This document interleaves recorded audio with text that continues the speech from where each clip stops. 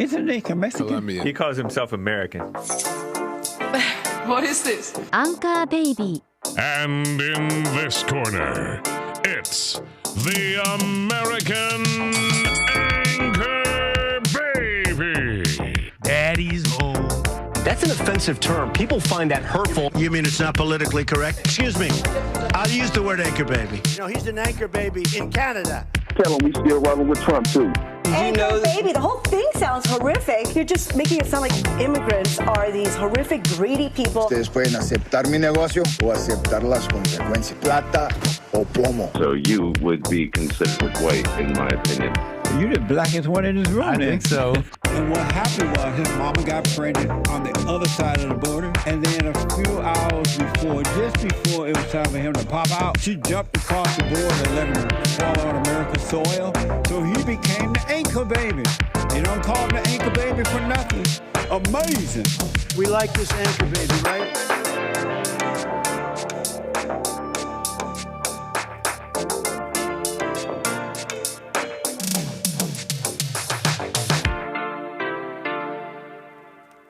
Hello, I'm the American Anchor Baby, and this is my show. Thank you for tuning in. We're about to get going here. Should be a nice show. I do thank you all for tuning in today on this lovely Tuesday. 12 o'clock, American Anchor Baby. What's up, everybody? I'm opening up my show and my documents. I got my dossiers, my documents all in order. We have ourselves an actual show today. We got, you know what, folks? I got an actual, halfway actual show for y'all. So, kick back in your office chair when you should be working, or at home if you're a stay-at-home mother and you're following God's order and listening to the American Anchor Baby. Whatever you're doing, we're going to have ourselves a show. Getting into the mind of the Anchor Baby a little bit as we run it down, some news and topics I've been thinking about, as well as your calls. You can call in 888-775-3773 if you want to jump on the air, talk about what you like, okay? Your host, American Anchor Baby, is Zelensky'd out right now. You know what that means. Bust out the wallets, bust out the tears, and maybe not anymore. What do they wear in what's the Israeli Zelensky? I mean, I guess Netanyahu, right? But what does he wear? I gotta get my war clothes ready, but I'm not looking quite kempt like my Zelensky counterpart. I used to look a little bit more like him, but I'm the one who's looking like he's actually in the trenches with this messy Chicano hair, revealing my non-Ukrainian heritage status. And in an instance, all my support and monies from donations are drying up as I reveal who I am not. What's up, everybody? I see you guys rolling into the chat. Thank you so much. We got air marshals here. So everybody on your best behavior. I know we're not on a plane, but they could still be air marshals. Thank you, Birdie Bow, Brian Hake, Willie Powell, holding it down. Putting down the law. Carver, Mr. Pink, Nada, Kevin, Nathan, Ivana, what's up, cuz? And everybody coming in now. Thank you, Skyjack. Thank you. I love saying hi. What's up, Rome?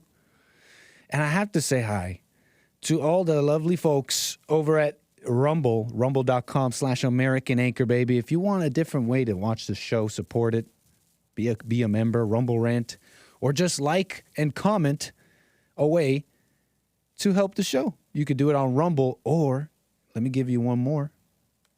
That's dlive.tv/Gorgonzola. Yes, I'm on DLive, showing love to the faithful few over at DLive. Shout out to DLive. Thank you for all the support. Okay. That's all the housekeeping. What's up, Steve Strzok, Mildegrew, King of Graduates, Ohio Sentinel, and TJ Hilliard over there, Rumble. I think that's all the housekeeping, no? Huh? We like this anchor baby, right? We like this anchor baby. Thank you, Skyjack, with the super chat, which reads exactly that. We like this anchor baby, right? So I appreciate that. Anchor baby over here on all the platforms you can support. And if you don't got money, comment away. Get into the snake pit. Get crazy. Get wild. Talk away. You might be a little distracted, but you might have a little bit of fun as well. Okay. Just pulling up all my stuff here. Let's get it. It's going to be what's on my mind here a little bit loosey-goosey, but I still think interesting. It's still kind of a show, an actual show, huh? We like it when the anchor baby has some semblance of an actual show, huh? I mean, it's been an amazing few weeks. I'm sure all of you can agree on it. The truest sense of the word. The truest sense of the word awesome. Truly awesome. The wickedness of human hearts on display. And I've shown you myself on this show. Some of the very unchristian hate being spewed around by Jews, Muslims, and Christians, salivating at the thought of revenge, punishment, calling for things far beyond simple defense and simple things like that, which nobody disagrees with.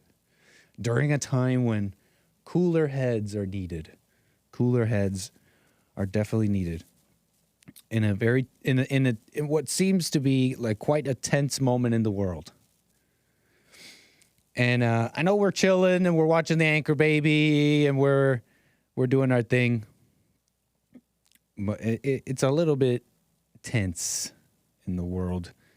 Not for me. I mean, I'm chilling, but you know what I mean? Like it's people want to fight. People want to fight and everybody's allied.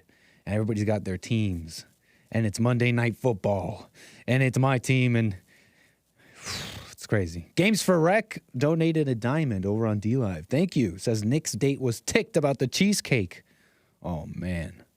What's up, Super Dave? Yeah, I'm on D-Live. Thank you for the diamond. Games for Rec. He's referring to this notion, ladies. They're on a kick right now, the ladies. They're saying that you better be taking them to fancy places. What are you? What are you, broke? What, are you taking me on a date to the Cheesecake Factory? Don't you see all this? We might get into something like that. Games for Rec, appreciate the diamond. But once again, talking about the conflict a little bit here. And I've shown you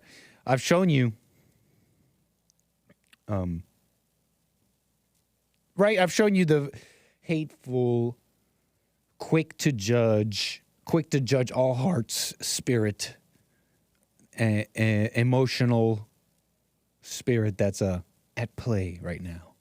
In the world, many are wondering, they're asking for cooler heads. They're clamoring for someone to come in and speak some measured words. Where's Obama? Obama? Where's Obama? Why hasn't Obama said anything? Have you guys been seeing some of those responses? I've been seeing this online. I've been seeing this call for Obama. Why hasn't Obama said anything? When will he say something? It's kind of funny. Why do you need all these people to respond? What does Obama have to say about it? Well, he responded. Obama finally said something, folks. Coming in when we really needed the statement by President Barack Obama on Israel and Gaza, October 23rd. Thank you, Obama. I know I'm being a little facetious in my reporting here, but it's kind of a little interesting what Obama's saying here. You know, I was asleep. I was practically asleep during the Obama years and all that. I know a little bit about him, though. The fallen Messiah. But he finally gave his statement. It's been 17 days since Hamas launched its horrific attack, killing over 1,400 Israeli citizens, defenseless women, children, etc. And he describes the violence. He describes how he states how Israel has its right to defend its citizens against violence and supports Biden's call for United States to support their ally, their longtime ally, Israel, in going in after Hamas. This is Obama's statement on this. And so that's how he opens it up. But he comes in a little measured, and he says, but even as we support Israel, we should also be clear that how Israel prosecutes this fight against Hamas matters. In particular, it matters that Israel's military strategy abides by international law, including those laws that seek to avoid the death or suffering of civilians. Okay? He talks about upholding these values, protecting civilians, and having a proportional response to the whole thing. He goes on to describe what an enormously difficult task this is going to be, considering the on-the-ground logistics that the Israeli military will have to deal with. Guerrilla fighters in fortified positions in tunnels, etc.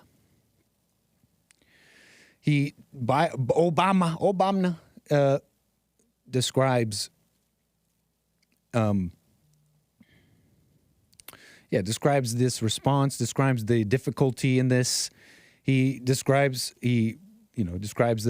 how difficult this is made, moreover, due to Hamas's what seems to be intentional moves to hide amongst civilians, etc. Things we know. Things we know it's true. Hamas has guerrilla tactics. They use the civilians to do this. And so Obama is understanding of this, sees how difficult it is, but urges for proportion and international law and protection of civilians. He speaks on how the world is watching closely.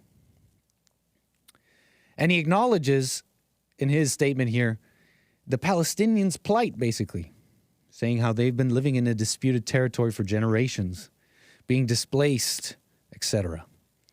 Someone tell them that's anti-Semitism. Quick. Acknowledging Palestinians in this way is quickly called anti-Semitism, I've noticed. Things I've noticed in these past few weeks. Palestinian leaders who've been willing to make concessions, blah, blah, blah. Anyways, that's Obama. And I'm telling you this because people were clamoring for it. And we get it. And the people get it. And it's a little bit, it's sounding quite measured to me. What about y'all? What do you guys think? Did Obama pick a side? Asks Willie Powell in my chat. Willie Powell asks, did Obama pick a side? I don't know about you guys. It feels like he's clear that he's, in a sense, picking a side of the U.S. and understanding its support for Israel. But it's quite measured, in my opinion. It's quite measured in its understanding because Israel got attacked by Hamas. You have to respond. We all know this. This is America. We had the cartel and they had some enclave or something like that in America. Yeah, we'd wipe the cartel out. You know what I mean? And even if they're hiding among civilians, it'd be a mess. But so Obama's understanding that Israel must respond, but at the same time speaks on history, etc. Seems, in my opinion, not too much of a side, besides the allegiances he has to the American government. And it's a little bit more measured than most. You know, kind of like a little bit of a shout out here. You know? And I'm telling you this because of a couple of things. Number one, I mean, he's showing he's this measured response to the judgment of all the people in Gaza, which I've been kind of mentioning these past few weeks. I mean, it may be a little bit of a nitpicky point, like, oh, whatever. And it's really not that big of a deal when we're over here in America. So keep it in context. But it's true. You can't go judging every heart. I don't care who you are, what they are, what you call them. And Obama here is saying, oh, Hamas has got to go, but the civilians are innocent. They talk about elections. They talk about that they elected Hamas. But that's just so, that was like years ago. A bunch of them are children. Like 40% I heard of the people there are children. You're telling me they all voted for Hamas? You're telling me they all, and even if they did, you're telling me they all want to kill Jews or something? They see it as their only way of a voice, as wrong as it may be, as hateful as the voice may be. Okay, I'm just trying to describe my understanding of this whole thing. And second, the other part why it's significant is because seems to be, I know that these people in the government are like Batman-style Gotham City villains. More homeless, yeah, more illegals, more. But, and I'm not saying they're our friends, but they're showing a little bit of awareness. And I'm about to show you what I mean. Because as this conflict is heating up, you're aware of this already. I've told you that there's more than one play. There's multiple players on the stage, okay? Alliances, Iran, the Muslim world, China, Russia, and then the Western world, allied with Israel, etc. And as this heats up, this conflict that might turn into a bigger one with Iran and everything, they're calling it a world war. It becomes a little bit more real. But there's people in our government that seem to be showing a little bit of a measured response here, okay? And why am I urging or caring about a measured response, okay? Because we're here in America, and there's people in our Congress, there's people in the UN influencing people in our politics, trying to put Americans on the ground to fight with rifles and bullets and all that. It's pretty significant. Okay, so they are, I wanted to show you this.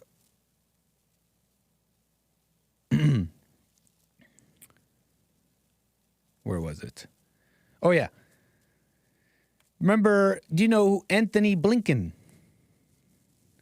Or is it Anthony Blinken? Hold on. Hold up. Blinken, is it Anthony? I'm so bad at this. Yes, U.S. Secretary of State, Anthony Blinken. Now, you may have heard of Anthony Blinken when he went over to Israel to meet with Benjamin Netanyahu, who's leading the country over there right now. And he went there to show support to Israel for and its latest conflict against Hamas and all that. And he went there and he said, I'm here. I'm paraphrasing. I'm here in Israel, not just as a U.S. secretary, but as a Jew. He says, I'm here as a Jew. And of course, in context, this is supposed to be a U.S. State Department person. That's why that is significant to me, right? When they go over to another country and, speak in this way. But that was a while ago. That was a couple of days ago. Here's Blinken in front of the United Nations. He's quoted as saying, Palestinians deserve equal measures of security, of freedom, of justice, of opportunity. Palestinians have a right to self-determination and a state of their own. Now we have no illusions about how hard it will be to achieve a two-state solution, but as Biden said, we cannot give up on peace. Thank you, Anthony Blinken. Thank you, Anthony Blinken. Based Anthony Blinken, Anthony Blinken wants peace, two-state solution. Thank you, sir. Now, I'm being a little facetious and sarcastic, and it's coming from a combination of ignorance on this whole conflict and because this Blinken guy is not really on our side. They've shown themselves to be that way, but check this out. Calling for a two-state solution in this way. At this time, maybe I'm wrong about this. 888-775-3773. Tell me I'm wrong. Somebody. But it seems to me like Israel has basically, at least for for the foreseeable future, they're like, yeah, two-state solution. Right now, we're not thinking about that, okay? We're bombing Gaza. We are going into West Bank. You're out of here, okay? And if you're out of here, I don't care where you go. They're thinking about sending them here. They're thinking about bringing the Palestinian refugees and all that here because the Muslim countries around them don't want to take them in, which I find a little interesting. It's like, I thought you loved your Muslim brothers in Palestine. I understand that you support their plight and their fight to have their own nation, but if they're about to be exterminated, time to bring them in. I thought you loved your Palestinian brothers. What the heck happened? You want them to go across the world into this? It's just, anyways, it's all crazy to me. So they're not thinking about that, it seems to me. And Blinken calling for a two-state here and calling for proportion. And if you remember, I reported on the U.S. calling for proportion. There seems to be these calls as of late. I know on the news and on your face, it's all like, yeah, support. But the U.S., there's U.S. officials and reports here that U.S. is urging delay in this ground invasion. They're urging for proportion, for delay. Now, why? I think because they're actually kind of a little bit aware here. Like, okay, I know we're supportive and it's all like the West and we're the civilized world and Hamas are Nazis and we're going to get them and all that. But hold up. In reality, we might not win that. We got multiple fronts going on, Ukraine, Russia. Hey, Israel, chill out. Because if you keep going, you're going to get Iran in and all that. And then we got to get in there. You follow me? You follow what I'm putting down? So thank you, Antony Blinken. Thank you, Antony Blinken, and those urging for chilling out. And I like that. I look, I've been saying like I don't know, layman opinion here as this person here speaking to all of you today. Seems like we should stay out of it. Like, let them duke it out, or I don't know.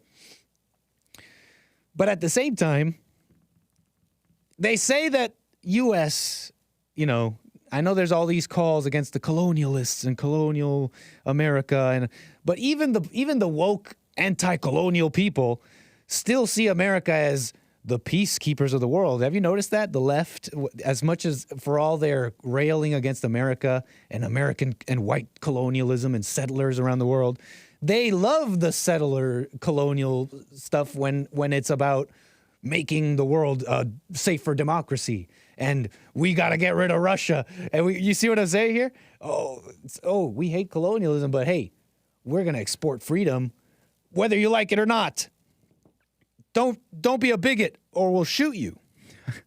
So following that theme, though, because I kind of agree that the West, that a U.S., I mean, they're the kings, at least maybe a falling nation. But if you're following me here, if that's the mentality of we're the kings, then the kings are supposed to keep the I'm going to say peasants, but I don't mean any dehumanizing language, but keep the riffraff from fighting. I mean, they want to fight, but keep the riffraff from their fighting. Look, we're the kings. You don't get to nuke the world, idiots. That's what I'm saying. You don't get to do that. Okay, I understand you got a conflict going on, but you don't get to nuke the world. Where's that spirit, huh? But anyways, I know it's a pipe dream because we have people not really paying attention. So, Antony Blinken, what was I showing you? It feels like the U.S. might know its limits a little bit. Am I wrong about that? In that they're urging for proportion and, to chill out. Okay? Because we can't do this. And I like, if there's anything I'm paying, like, if there's any fight I'm throwing my name in, it's not like some fight over in the Middle East, but it's about the human hearts. And are you judging? Are you judging a judgmental, nasty-hearted person, which Jesus said you got to overcome? Because you got people out here saying, like, for example, let me show you this. You've seen these crowds out in New York, pro-Palestine, and they're huge. I'm shocked at these crowds sometimes. It really is a little, I want to say concerning, but, it should be like a wake-up call if you haven't already, when you got all these people on the streets as big as these Black Lives Matter protests, like even bigger. They look huge. They look just as big as those 2020 protests. And what does that mean for us? Oh, this flag or that flag. No, what it means for us is we have a sleeper cell angry people ready to mobilize when the right emotions get activated. You feel me? And they're out here all mad. They're like, and a lot of them are young. And I bet you a lot of them don't really have any clue what they're really getting into, okay? You're seeing these videos of these university people ripping down these posters that are supposed to be, like they depict the hostages or babies or whatever over in Israel, right? And these posters are being put up around in universities and places in America. I'm hearing from people I know telling me about all that. And we're getting these videos of these people at university ripping these posters down, obviously not in support of Israel and against them. And you got to wonder, it's like, do you even realize what you're doing? You're ripping down a poster of someone who may be missing or hostage or dead or something. Like, what are you really showing us here other than your hateful heart? So we can understand that, right? We can totally understand the problem with that. But there's also another thing I'm noticing is that these videos are going around and they'll show you these young, look at them. They're always really young. They're usually women. They're usually just young, stupid women. Have you noticed this? Not military age fighting males. I understand that they're in a university, and out of this university, the people who will be, running things next, they're coming out of these places. So it's significant. But again, these are what? These are these stupid, like ignorant, like women that hate men. They're up. The order's upside down, so they can't help themselves but be upside down people and be angry. And what I'm noticing is that these people are posting these videos and saying, look at these students that want to kill Jews and they want to kill all Jews. And they'll post a video of this crowd in a university saying, look at this crowd of Jew killers, blah, blah, blah. Hold up. How do you know all those people want to kill Jews? You feel me? Like, that's just what I'm noticing. Okay? Like, it's a little bit, I think it's a little bit more obvious to me that it's just dumb women that indoctrinated in their schools. They have the hateful heart. They haven't forgiven. Why do you have to then adopt a hateful heart and be like, you want to kill Jews? Like, you know what I'm saying? Like, you're taking it too far. And in that, and you're not fighting evil. Instead, you're eating from the fruit of evil and becoming it yourself. That's kind of what I'm trying to express here. Okay? So, I wonder if you've seen this latest little story that's come out of this Israeli woman who wished peace on her Hamas captors, apparently, after she was released. 💐 Lifshitz. Whoa. I didn't swear. That's her name. Lifshitz. 💐 Lifshitz. 85 years old. And Nurit Cooper, 79, were released by Hamas on Monday. It's a story that's going around. It's on the top of like a lot of news aggregate sites, which already it's like, okay, what is this next round of propaganda, huh? What is this fresh propaganda now? But it's kind of funny. Well, I don't know about funny, but it's kind of interesting after everything we see. Hamas, deadly killers, da-da-da. But also releasing Israeli grandmothers, and these Israeli grandmothers are thanking and shaking the hands of these people. All this to say that I don't think we could judge. Again, this might be propaganda. I almost shouldn't even really even mention this. It's just one of my links I have here. Because I'm hearing that she's afraid. She is afraid to say the truth about Hamas because they still have other hostages that are her family. So again, my apologies. I already mentioned it, but this might be propaganda. This might be propaganda. Who's injured? Anyway, that's her. And there was a paramedic with him. They Sky got News. him in a better condition. There's paramedics, apparently. Anyways, whatever. I just wanted to show you that to segue into this, really. To really just segue into this fascinating story of the son of Hamas. You know Hamas, all of Hamas has a son? No. I mean the founder of Hamas, apparently. I'm just joking. Mossab Hassan Yusuf. Hassan? Whoa, hold up. Hold up. Mossab Hassan Yusuf. Wait a second. The son of Hamas? Wait. Somebody, we got to check, we got to do background checks at Bond. This is from the Daily Mail.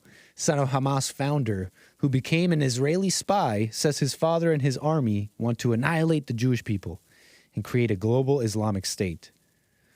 Now, they say that openly, don't they?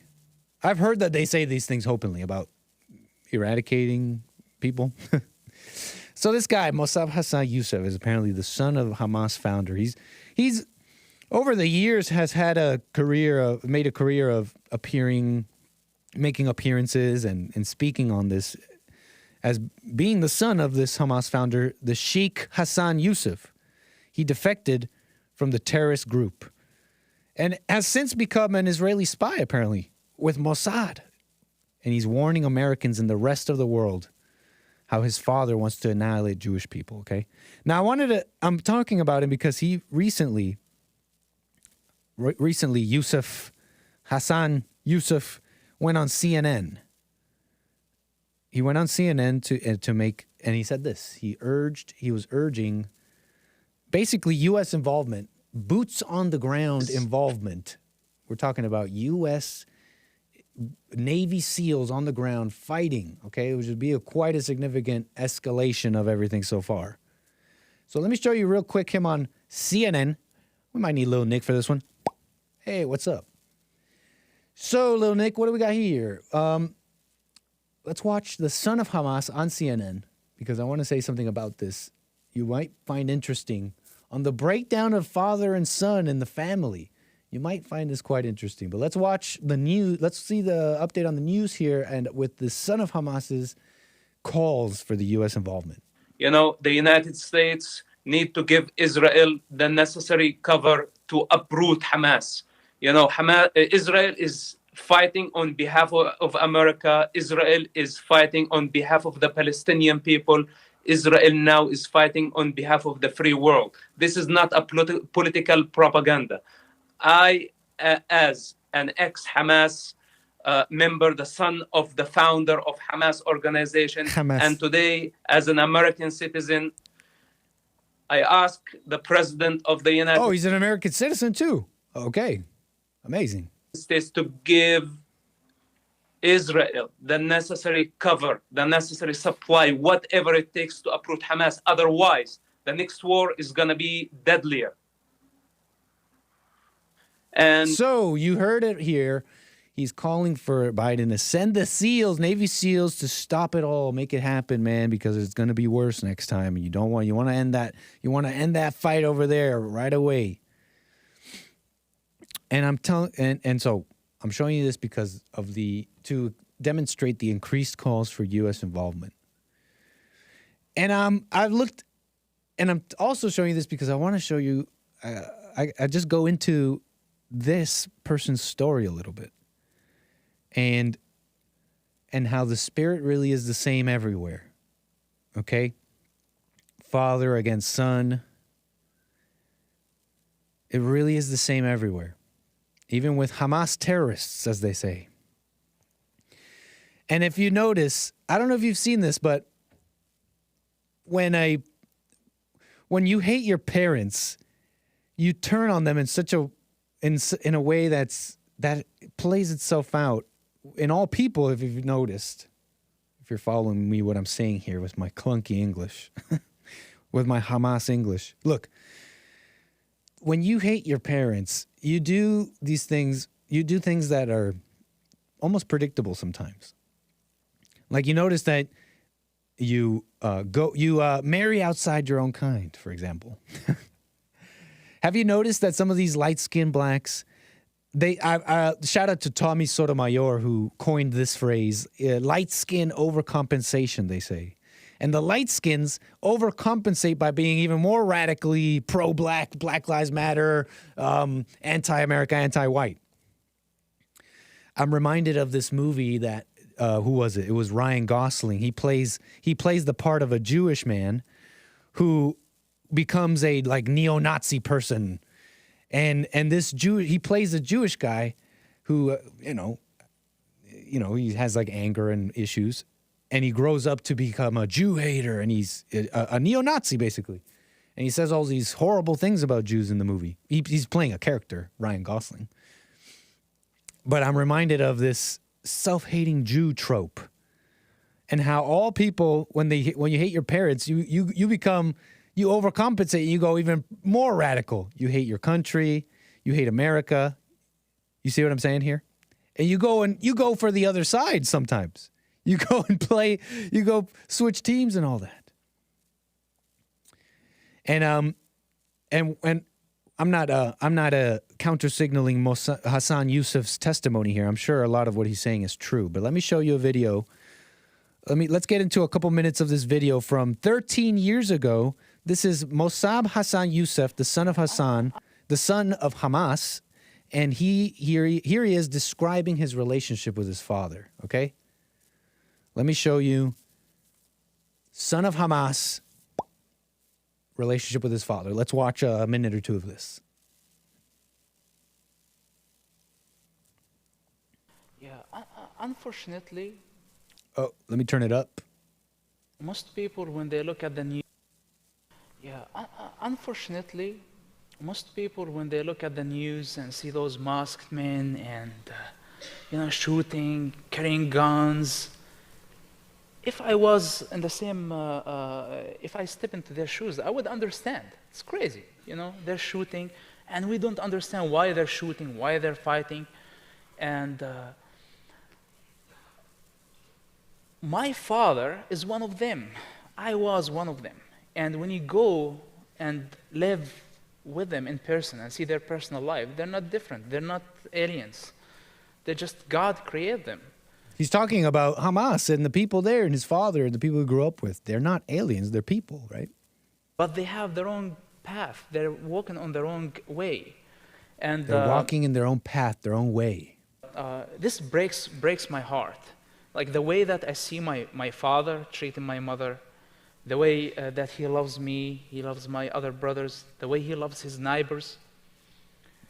The way he treated my mother. Did you hear that? The way he treated my mother, but he loves us. Like, he didn't disown me.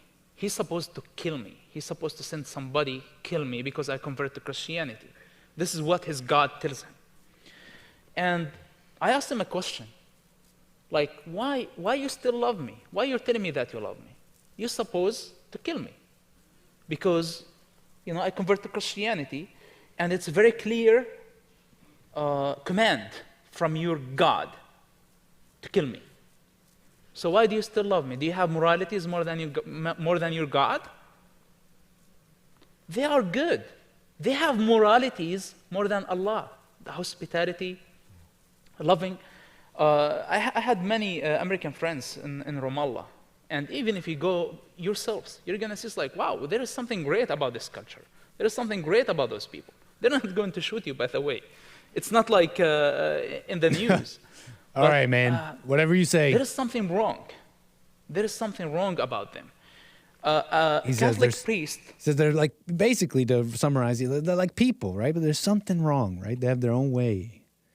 And it's so fascinating to me because he describes, we got a little tiny glimpse. He says how he treated my mother, right? Kill me. He's supposed to send some. And how he asked his own father, well, I converted to Christian. Aren't you supposed to kill me? Doesn't your book say you're supposed to kill me? And his father didn't. He's describing his humanity, his own father's humanity, etc. But isn't that, don't you see this kind of, do you see this a little bit interesting? He took his mother's side, from what I could tell. In a little glimpse, we could see that he took his mother's side. And there's probably truth to what he's saying, but isn't that interesting to go all the way to join Mossad and go against Hamas and all that? This is not me describing which side or whatever. This is me just demonstrating the spirit and the family and how it works out in all families around the world. So I found this fascinating. But what was I saying? Where was I? Hold on. Son of Hamas. Yeah, I found this interesting for that reason. The breakdown of the family.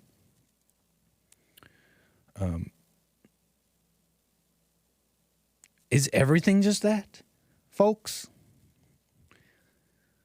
Is everything just the broken? It's broken families everywhere, and out of that springs forth all this evil. Anyways, I think that's it for. I think that's what I wanted to say.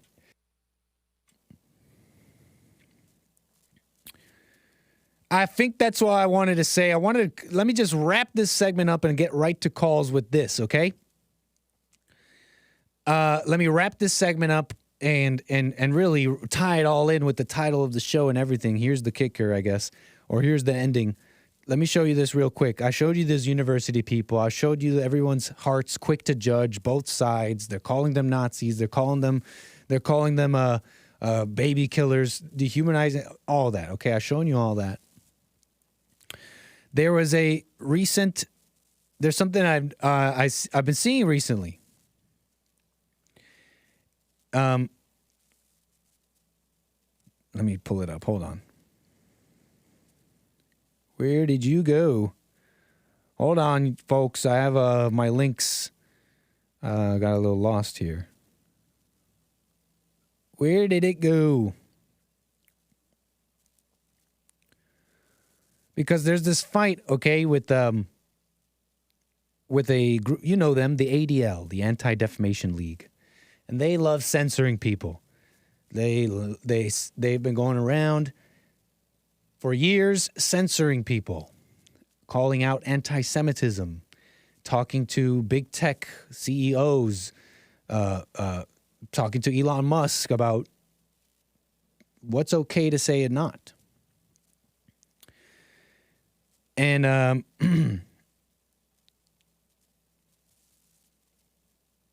where was I going to show you? Here it is. A little bit of history, huh? We're going back to 2008. We're talking about Jimmy Carter. Jimmy Carter in 2008 returns from talks with Hamas. And he says that after speaking with Hamas, they recognized Israel's right to exist, proposed a ceasefire. And for his efforts in pursuing this diplomatic resolution, Carter was attacked by the ADL. Jimmy Carter. Here's a little history going back to 2008. Let's watch this little clip, make my point, and get right to calls. Watch this, Jimmy Carter, on peace in the Middle East. Now, Israel and the U.S. say they will not meet with Hamas, which they label a terrorist group. But on a recent visit to Syria and Egypt, former President Jimmy Carter did meet with Hamas leaders. In an interview with Voice of America, he gave his views on why peace has eluded Israel in recent years. The governments of the two countries, I think, are wrong in not dealing with. He's like, the government of both countries are wrong. Shout out to Gaddafi, who said both the Jews and the Muslims are idiots. Oh no, what did he say? The Palestinians are idiots, he said. I'm trying to. I paused the video. I'm trying to pull it up, the volume here, but oh my Lord, can I not use a computer? Okay, here. With Hamas and in not dealing with Syria, because there's no way that Israel can have peace with their next-door neighbors, the Palestinians, or with Syria, without at least talking to the people with whom they disagree. So Can we all just talk? Can we all President just get Carter's along? trip drew a firestorm of criticism, both in the United States and in Israel. Lonnie Nassiter, Chicago director of the Anti-Defamation League, a Jewish advocacy group, explains that criticism. We just feel that as a result of this, it actually gives Hamas legitimacy. You know, first of all, my visit didn't legitimize or delegitimize anybody.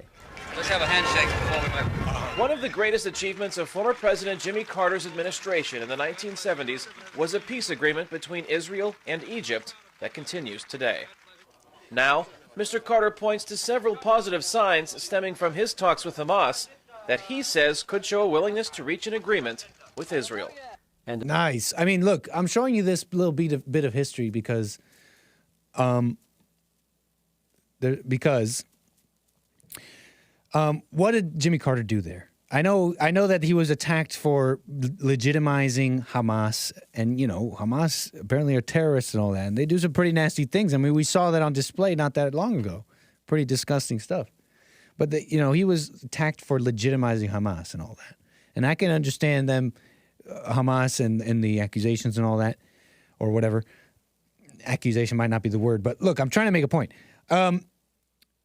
What did he get from Hamas, according to Jimmy Carter? A declaration that they agree to recognize Israel's right to exist.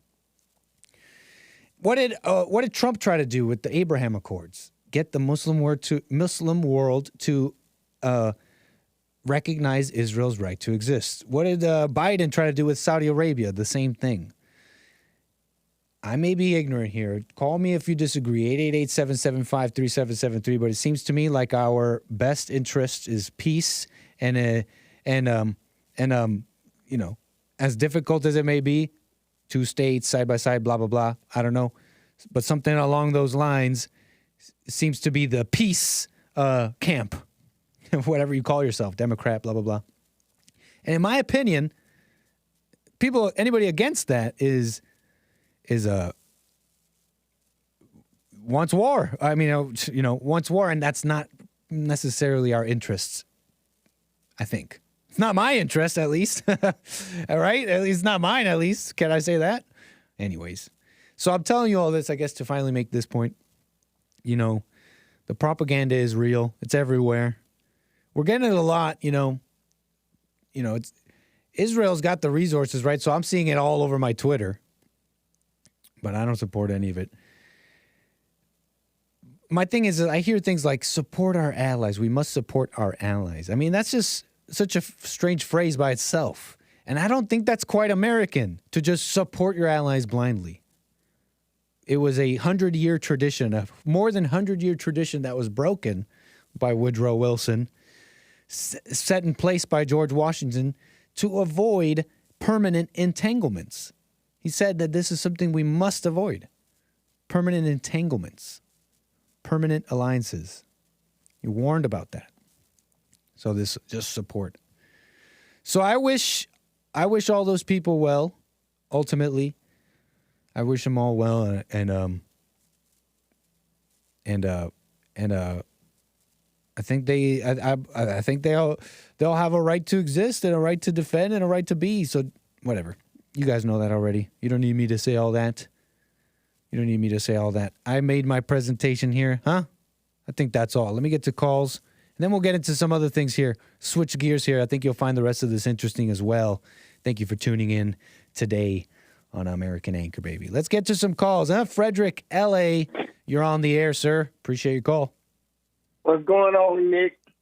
All is well. Still Frederick, not trying to pick a side, I see. You know it. Why would I want to pick a side with it when it's a bunch of yelling barbarians on both sides? It sounds so vague, though. It's like you're just saying a whole bunch to say nothing. Like Jesse's supposed to pop in and say, so your question's what? Like you know what I'm saying? Like about what specifically? No, just like if you're not picking a side, it's really like I'm seeing. What am I being unclear? What am I being on the fence about? About 2 states, 1 state. Okay.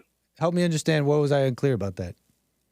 Okay. See, what Benjamin wants to do is not what Biden wants to do. It seems to me like that. That's what I was saying earlier. Right. I was saying that it seems to me like Israel, they've pretty much thrown that out of the window because they're bombing Gaza and going in, right? But Biden and the U.S. State Department seem to be urging for two states and something that it doesn't seem like what Netanyahu wants. Exactly. Mm-hmm. But Biden and Blinken done talked to Hamas, and they said, like, we're going to work with you, and we're going to prevent Israel from coming in as long as you're releasing these hostages. So Hamas got like 200 of them. Mm-hmm. They like, okay, so we can release 2 at a time. He said, as long as you're releasing hostages, Israel's not going to do nothing. Okay. He said, all right. So you going to send aid to Gaza? He said, yeah. Can I have 2 more hostages? He said, yeah. He said, all right. He said, because we got American hostages, right? And we got 10 not accounted for. So we're going to let this play out. And Israel, as long as we in talks with Hamas, y'all ain't going to do nothing. Gotcha. You feel me? I'm following what you said. I'm following what you said. Yeah, he's twiddling his thumbs like, how are we going to evacuate these people? Say again? And take this land if we're negotiating and sending aid to Gaza. We're supposed to be blowing it up before we send aid. We ain't even got the people out of there. So, yeah. It's going down. That's why it's not going to be people in the street fighting and wars and going door to door with 1,000 U.S. troops on the ground in there, because it's not the Palestinians fighting. It's a small group of Hamas, and Israel can really go in there with their ground troops by themselves and really get them if they wanted to. This is going to be more of a Palestinians pointing them out like, okay, we want our border. Let's big brothers watching y'all creep violating us. Now we got eyes and the public's watching. Y'all going to behave when the public's watching. Because OPEC, that's BRICS. They run the oil. They'll hurt America. So what's your question? What? I can do that to you too. You said a whole lot of nothing. What we need to You said a whole lot of nothing. What I was saying. No, I'm not, because the Arab countries that own OPEC. So what's your question? The oil, the dollar of the amount of the barrels are cost. So our barrels are priced by OPEC. Cool. And no American, no Israel country is even in part of OPEC. It's all Brazil, Venezuela, Arab Emirates, Iraq, Iran. Russia even got a say in this OPEC stuff, and United States don't. So when they cripple Israel and they ain't got no heat for oil for this winter, then they're going to see where the real war is at. It's about that mighty dollar. But, yeah, keep your eyes on the bigger prize, Nick. Don't worry about not picking the side. You better turn your dollar into something that's going to be substantial. What side did you pick? You came in all tough like you picked a side and I didn't, but you didn't quite pick a side. You just say what I said. You're just saying, yeah, it's crazy. No, I you basically came on and say, yeah, look at this. Look at what's happening. That's crazy.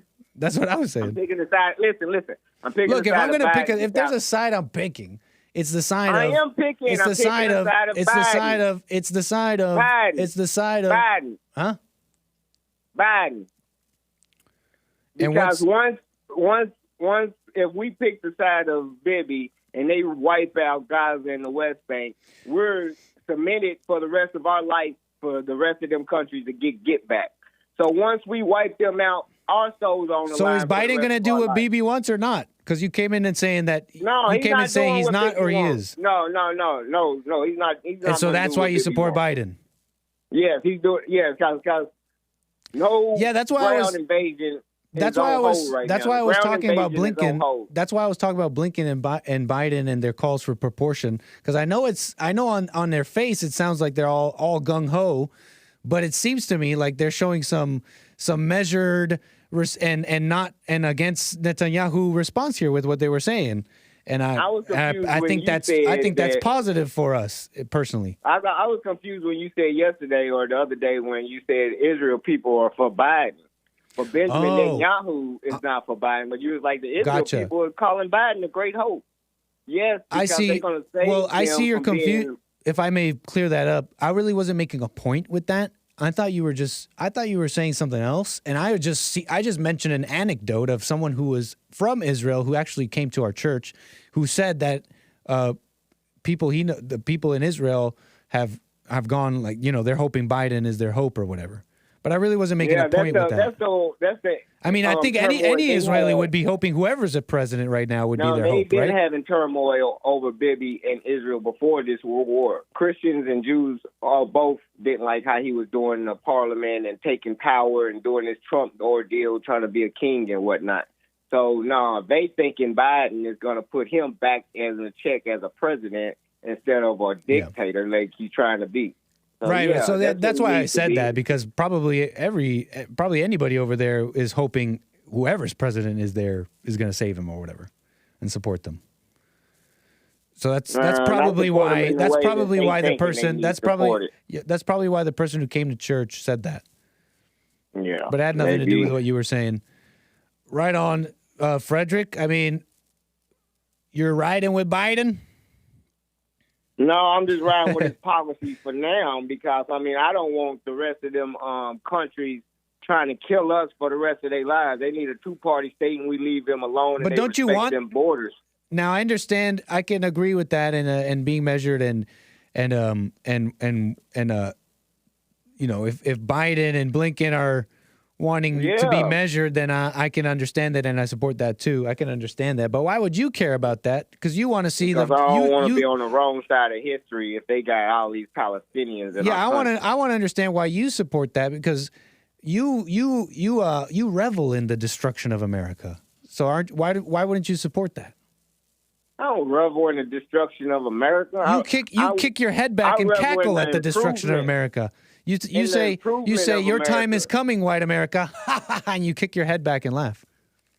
Reparations is coming, whether y'all think it's paying taxes is hell or not. Paying taxes ain't that bad. Just pay some taxes for our reparations. It's not going to be hell, and it's Now you're all measured with your reparations. It's just reparations. It's all. What happened to all your? What happened to your? America first. What happened to all your? Hold on, one at a time.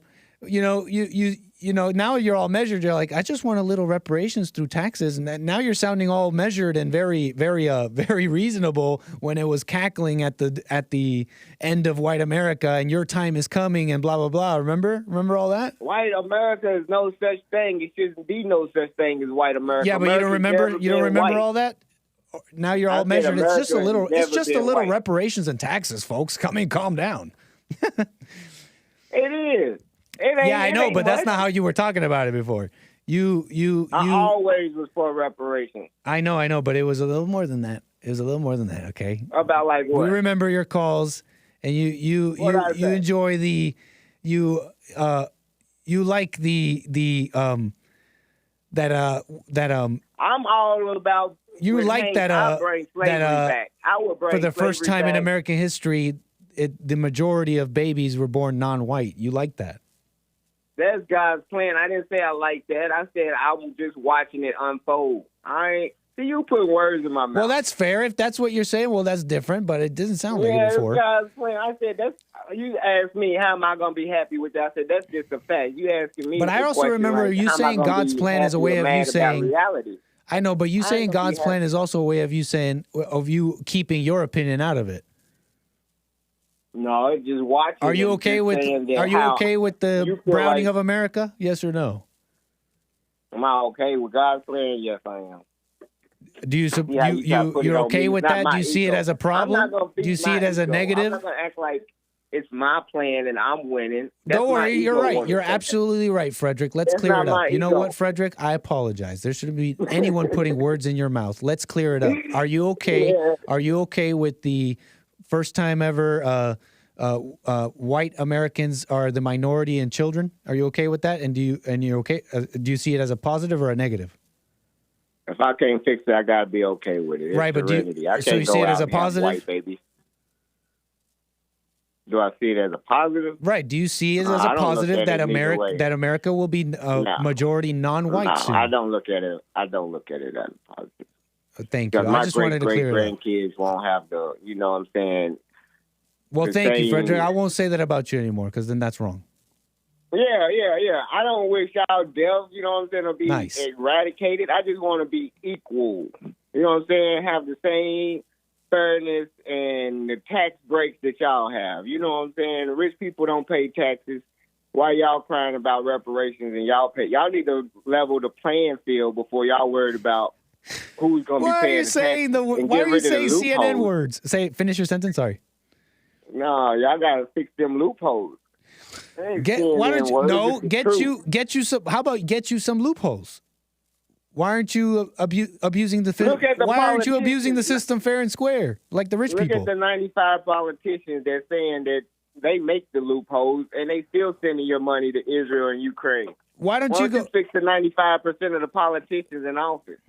They can't even pick a speaker. Why don't you go and abuse the loopholes fair and square? Look, here's the fun Why fact won't you abuse the loopholes fair and square and get you some instead of complaining? I do abuse the loopholes fair and square. Right Trust on. me. I don't pay no rent. But listen, listen.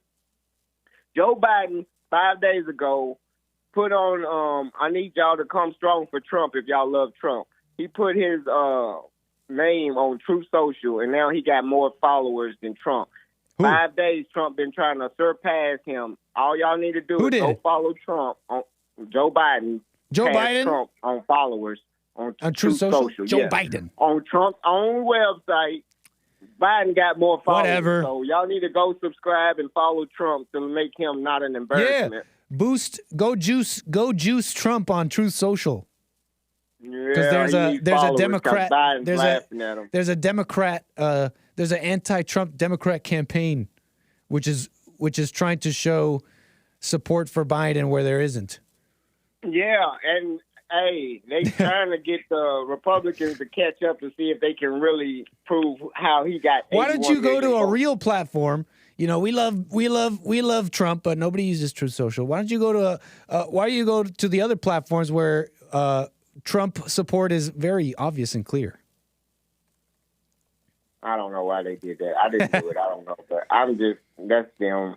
They need Trump supporters to catch him up so they can not look bad. I don't know. You're right, Frederick. Thank you.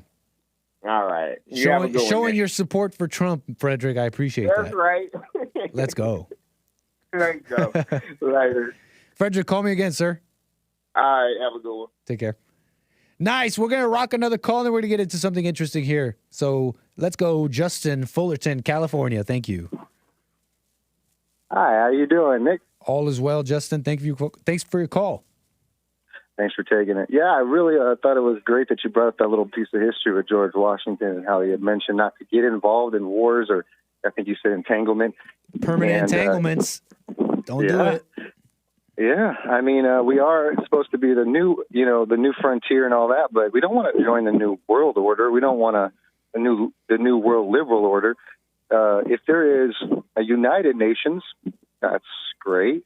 We're the only one that has a vetoing power. That's great. I think you said Woodrow Wilson got us to, get into war and whatever. The British, the UK, and the US chopped it all up, and they have their sections out there in the Middle East. But if they're going to squabble over something that is here nor there, because they're not supposed to, regardless of their religion, and if there's a stake at land, they need to take it up with the United Nations. And nothing with the U.S. things. When are people going to know we're not the military of the world, And God doesn't put us in the world to break up entanglements. I mean, if anything, George Washington, I think he was a deist, but at least he was close to God enough to know that, like, you might want to help one brother get out of sin or one sister or one human being from something that could, encroach upon their life. So you could say, hey, don't entertain this. Back away from that, but ultimately, it's the bad company that we take as our ally or whatever. If we take a warring country like Israel to be an ally, then we'll be sucked into it. So we got to just let them know where our stance is by not entering into a frivolous war. Absolutely. By Biden, whatever. Yeah, I'm not rolling with Biden. I think Frederick needs to articulate more if he's got. Like your last caller, Frederick needs to tell everyone if he's got a America first mindset, not only when it's good for one group or another either. Fair enough. But America is not one group. We're the only country in the world that accepts the entire world and not their problems. Okay, I'm done. Fair enough, man. Making sense to me because their wisdom in that, the wisdom in that is the permanent part of the phrase because it was always supposed to be America first from the beginning. That was always the mission, the plan.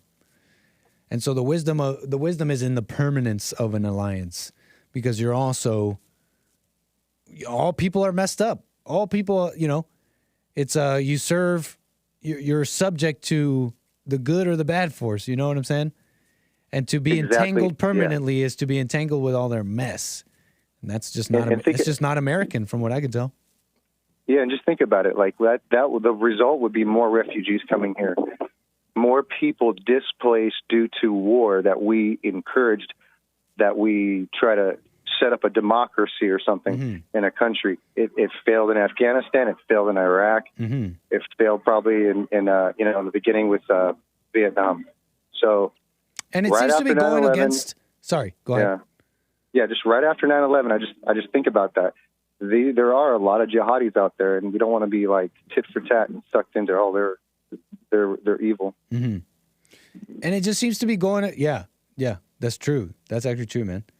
And it just seems to be going against, from what I could tell. I mean, I'm no expert, but it seems to be going against the interests of America as of late, right? If we follow Jimmy Carter, the Abraham Accords with Trump, and even Biden, Saudi Arabia, it seems to be like our mission, our interest is in, 2 states, peace, etc., and recognizing having the Muslim world recognize Israel's right to exist and everybody just be hunky dory.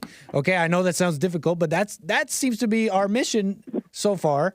So, as much as I support you, look, Israel, you got to fight back. Hamas did that thing to you. It's messed up. You gotta end that. That's got to end. That being said, not anything that's not a 2-state solution. I'm saying that understanding my own ignorance. It seems to go against our interests, right? Trump was trying to make it happen, Biden, everybody. Anything that's not that is not our interest. So because duke it out, but keep us out of it.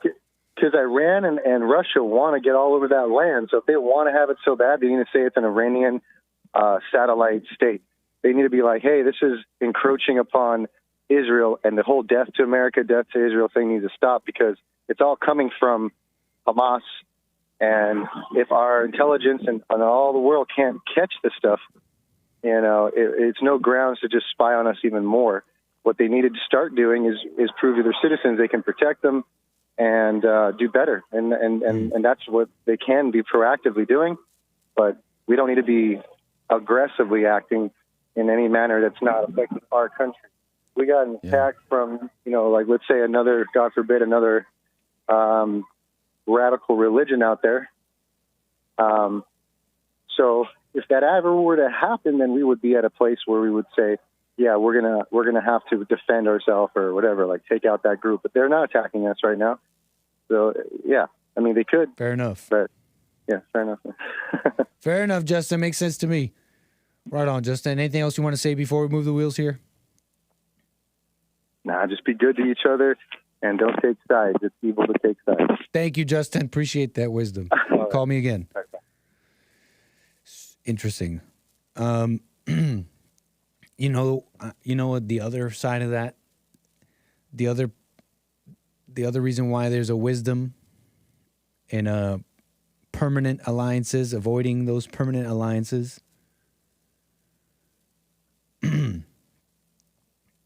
Hold on. What are you guys saying in the chat? Anyways. What was I going to say? I forgot. Permanent alliances. I forgot.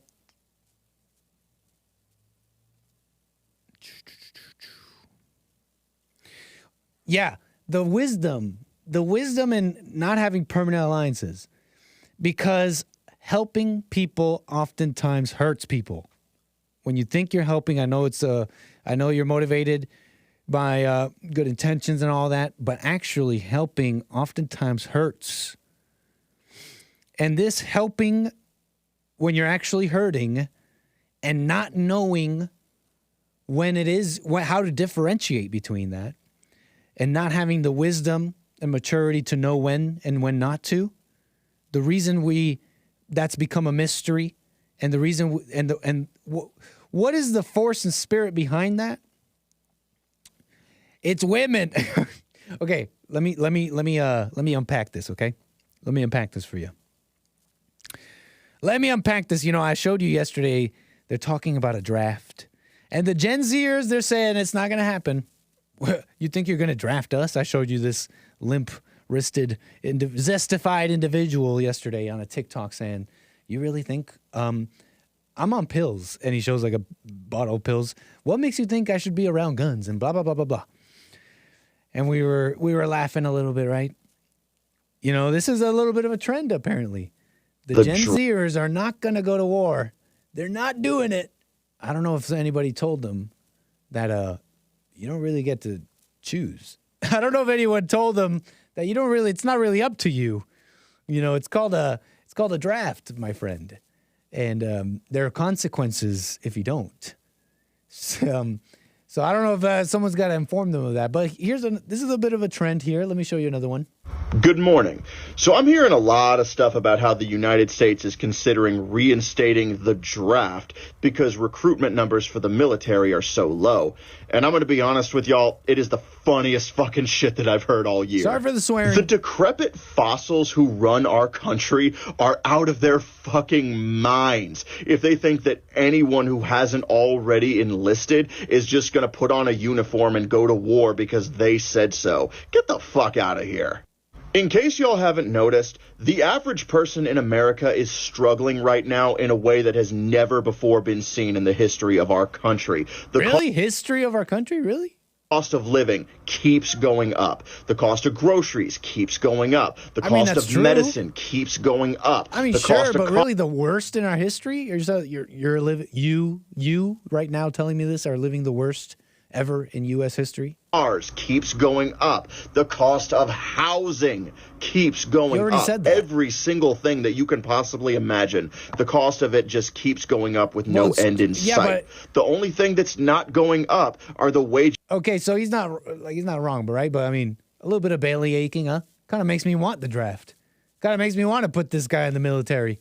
All this belly aching. Like, look, it's not wrong about what he's saying, but you're going to tell me the worst in U.S. history? You're probably living it up pretty decadently, my friend, with your little vape. I don't know what you do, but in general, right? Gen Z, they got their weed pens, they got their Uber Eats. Like, look, it's just decadence. I mean, it almost makes me want to send this guy to the military. And of course, it goes without saying, he doesn't know that it's a forced thing, right? The draft. But I wanted to point out, too, that this trend, I'm seeing this trend, and it's more than just this video, the video I showed you yesterday. This trend, I'm seeing this trend. And what I'm seeing is that all these people are saying, heck no, I'm not going to no war. But it's out of, like, cowardice, laziness.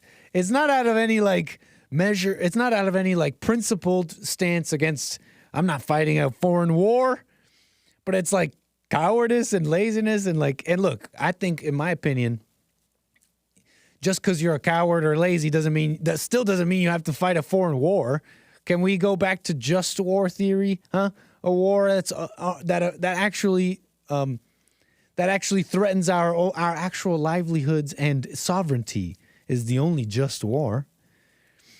So just because you're a coward and lazy doesn't mean you should go be fighting a foreign war. But that being said, it's no principled thing here, okay? It's cowards. It's a bunch of cowards, which is what our country's made up of. Selective. Okay, I'm not saying I'm this brave person either, but look, you following me here? And they're saying we got these trans people and all that. I'm seeing images, I'm seeing pictures of military bases, and it'll be like a candid shot of allegedly a soldier in like a dress or a skirt. Here's one of them right now. And I'm seeing all this talk that our military's a laughing stock, mocked by the world. And I mean, with an image like this, I find it hard not to agree with that. But like I was saying yesterday, once the Moabs drop, once that artillery drops, then ain't no transgenders in a foxhole, okay? Now, they still might be into all that, but I'm sure all that get him daddy goes out the window and they start talking like, contact, I'm empty. Shoot him. Any of that goes out the window. And the military doesn't care about this trans stuff as much as they might say. They're saying U.S. citizens or immigrants who are born male and change their gender to female are still required to register to the Selective Service. But individuals who are born female and change their gender to male are not required. So men are still men and women are still women. All right, sorry. U.S. citizens or immigrants who are born male and think that they're female, change their gender, apparently, as if that's something you can even do, are still required to register for the Selective Service. Now, if you're a woman who changed to male, no, not you. You're still a woman. So because that's on a Selective Service rule when the that chips says, are down, when the Moabs drop, when the artillery starts blowing up around you, yeah, that's all over. That's all over.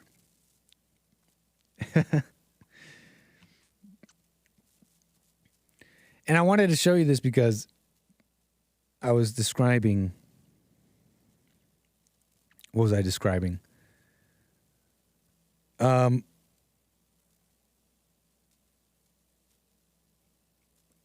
was telling you about women, basically, and this whole feeling bad, right? That's what I was showing you? And the spirit behind all that? Let me show you something. This whole helping when it actually hurts. That's what I was trying to describe here. That's what I was demonstrating. Helping when it actually hurts. That, and the spirit behind that is the woman, is the female spirit, okay? Let me show you what the based ladies over in Arkansas.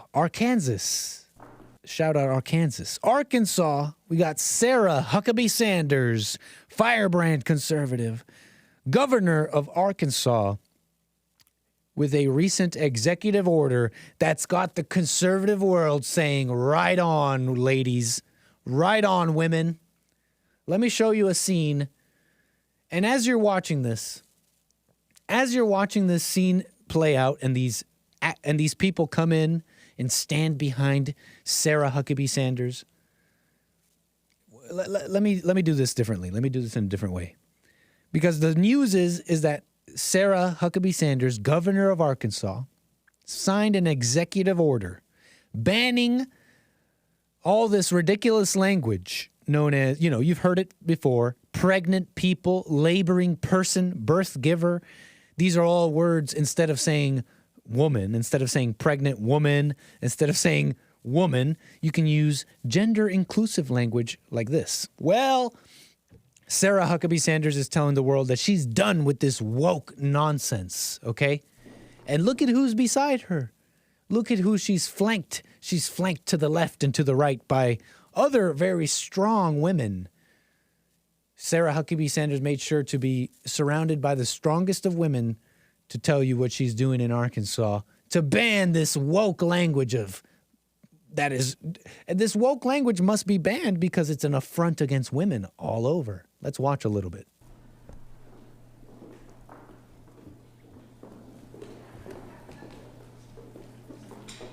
Wow. Impressive. Another one. Whole crew. Another one. It's just woman after woman. That's how I was watching this. Ladies. Wow, another one.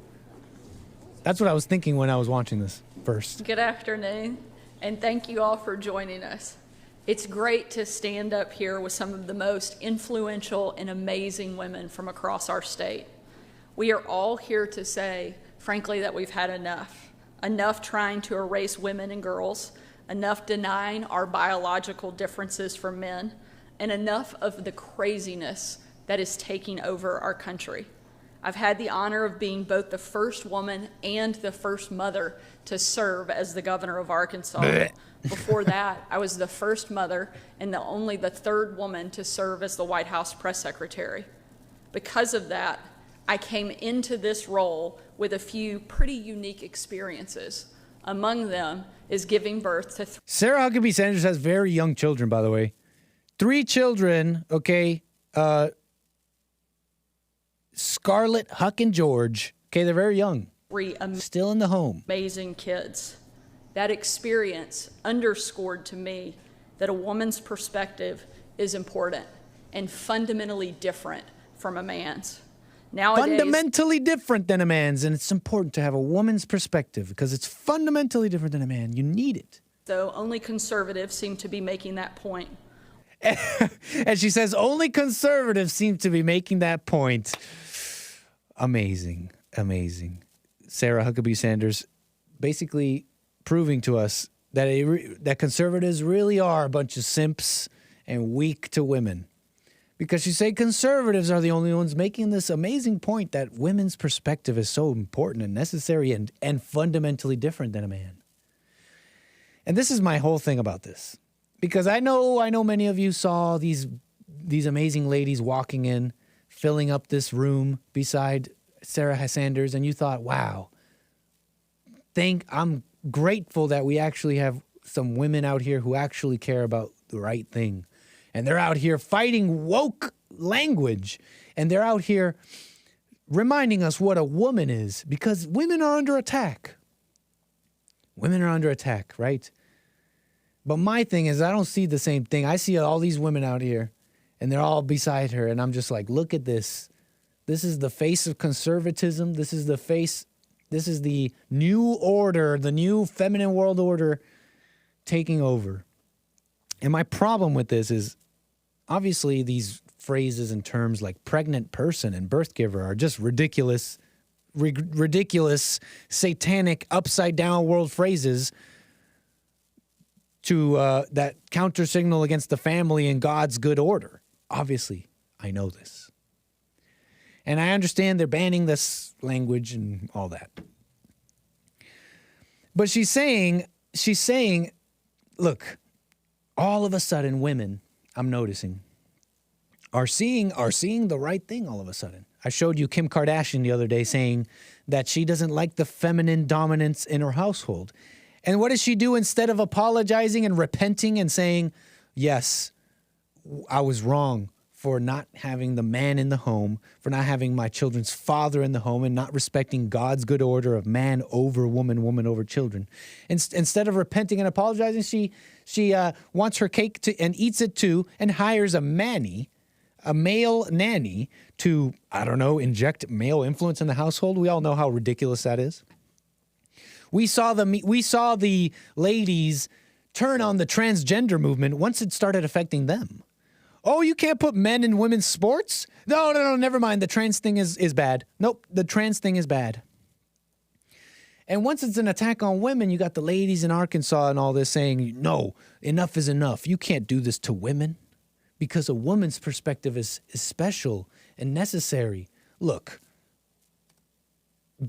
those words, those phrases and all that, Sarah Huckabee Sanders, is because of women. Women agreed on that. Women use all those phrases. Women were the one pushing for this equality and gender neutrality because it was a fight against the patriarchy and all that. Remember? Sarah Sanders, this is the female world. This is exactly what this group of ladies that flank you to the left and right have brought about. And all your talk about being the first woman, the first mother, and a female's perspective is so special, is the exact spirit in how we got here. So I don't want more of that, Sarah Sanders. And my problem with this is I'm noticing that it's like the university thing. It's like the university thing with Israel and Palestine and all that. All of a sudden, it's a huge problem that we got woke people. All of a sudden, it's a problem. So I'm saying we got to be real. We got to be real and go all the way It's not these woke language, Sarah Sanders. It's the upside down order of God. Wouldn't it be nice if these women went on the stage and said, and this is why we support we support man over woman, woman over children. Women have made a mess of things, and men just going along with women, being a bunch of weaklings, have allowed it to happen. So that's why me, governor of Arkansas, I'm stepping down to go and be a mother to my children who are young and in the home, so that I may be an example to women all across this great state of Arkansas to be wives, if you're going to be a wife, right? If you're married, we're talking about married women, and to appreciate and understand the attack on men, etc. You know, to have an understanding.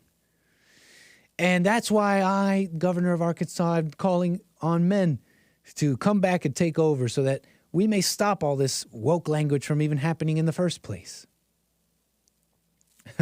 You follow me, folks? We got to go all the way. What are you guys saying in the chat? I see your calls, 888-775-3773. I will get to you. But that's just my thing about this. It seems like people want their cake and eat it too, but you got to repent. You got to repent and see and admit the reason we got here. And it's the same female spirit that wants to help when it'll hurt. You know, this is recent. New York Attorney General Letitia James, that same woman going after Trump, posted this just a few hours ago. Because she's also going after big tech. She's saying social media is fueling a national mental health crisis in the youth, not the children. No, not the children. Social media is fueling a national youth mental health crisis.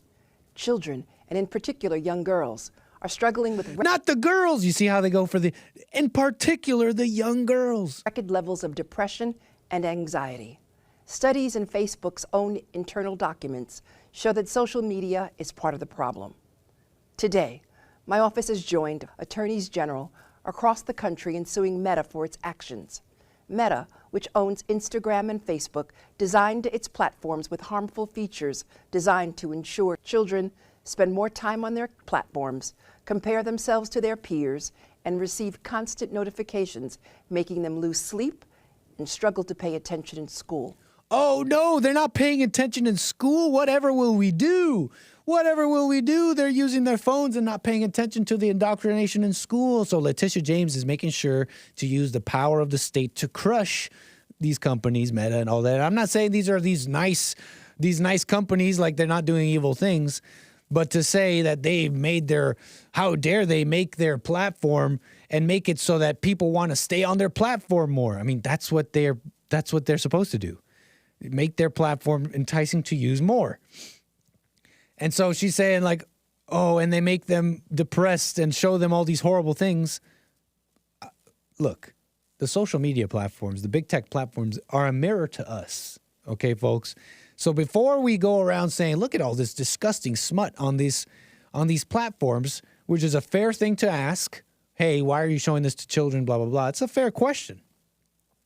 But at the same time, or before we do that, let's look at ourselves and what we're into. Because we're a pretty nasty, vulgar people in America. And social media is a reflection of our own, a mirror to our own desires and what gets our willies going, okay? What gets our willy, what gets us off, okay? So, Letitia James being mama here, you see the spirit I'm demonstrating, wanting to help when it's going to hurt. Getting in there and caring about Meta and all this, not really caring about the root problem here.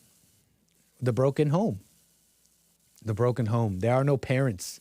And so all these people are trying to replace parents. Government, Meta, etc. And they have their little rules thinking that they're showing love. We're going to ban hate.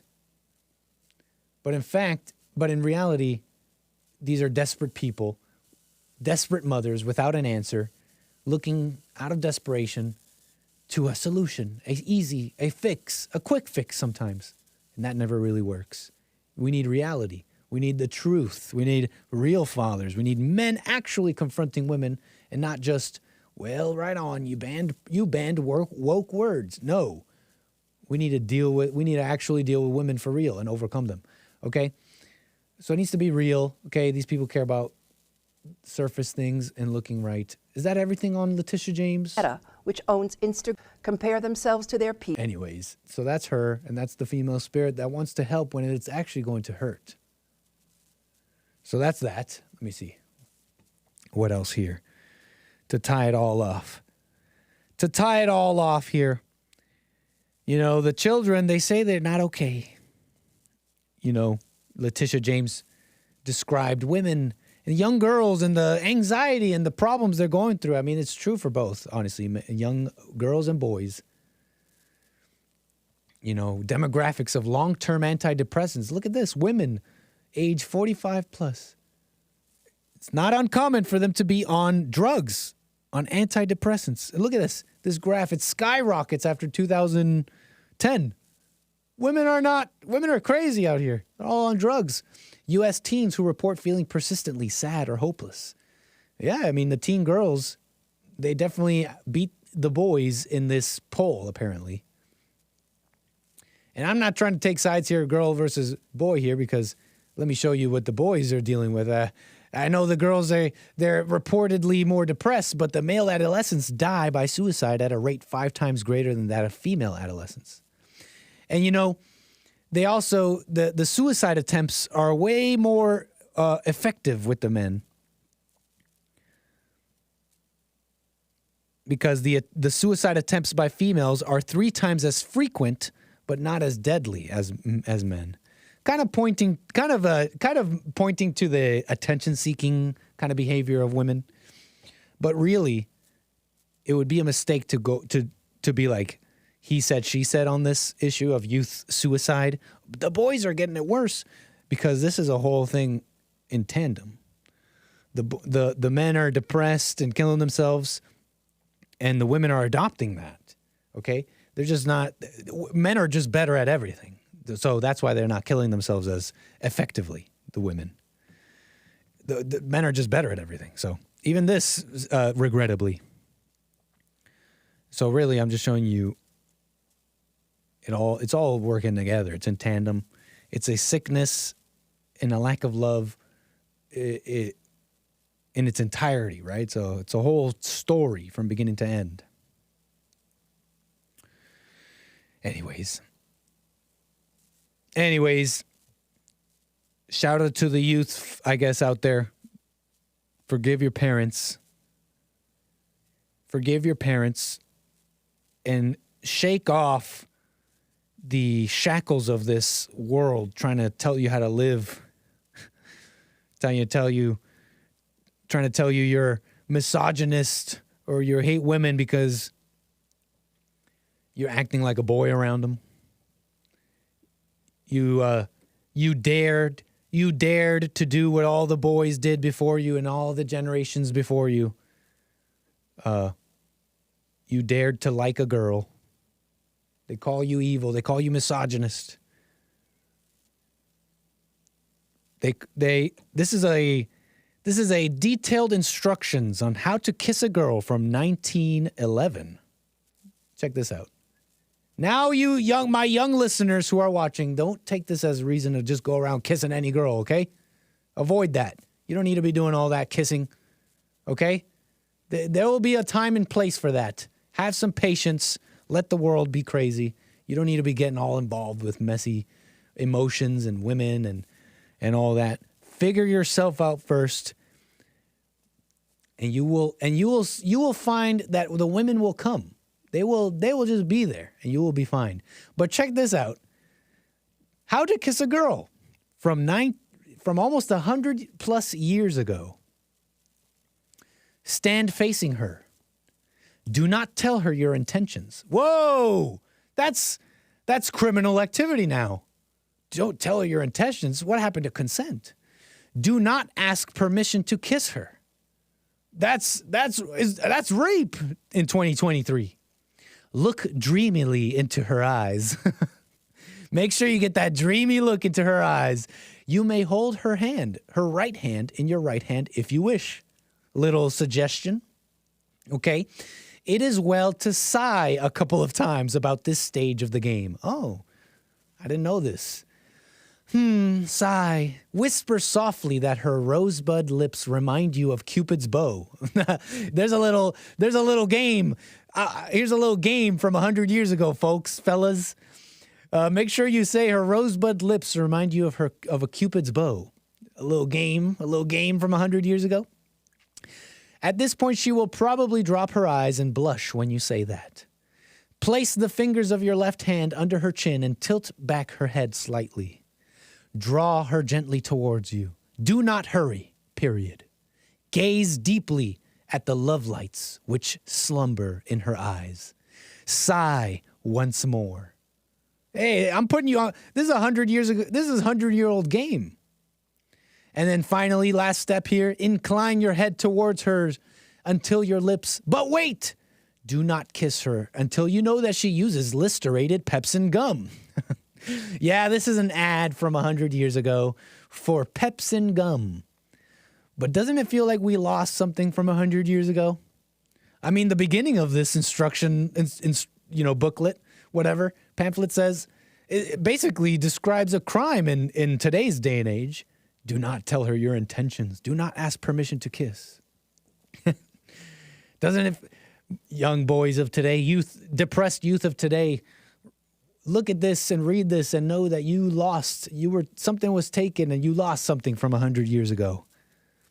Something a little known as something that we call masculinity, manhood. But know that you can rediscover it. You, within you, hold the blueprints to this masculinity and manhood. You have it within you. And if what I'm saying about that is interesting you even in the slightest, and you don't know who Jesse Lee Peterson is, check him out. But you do have it within you. You have it within you.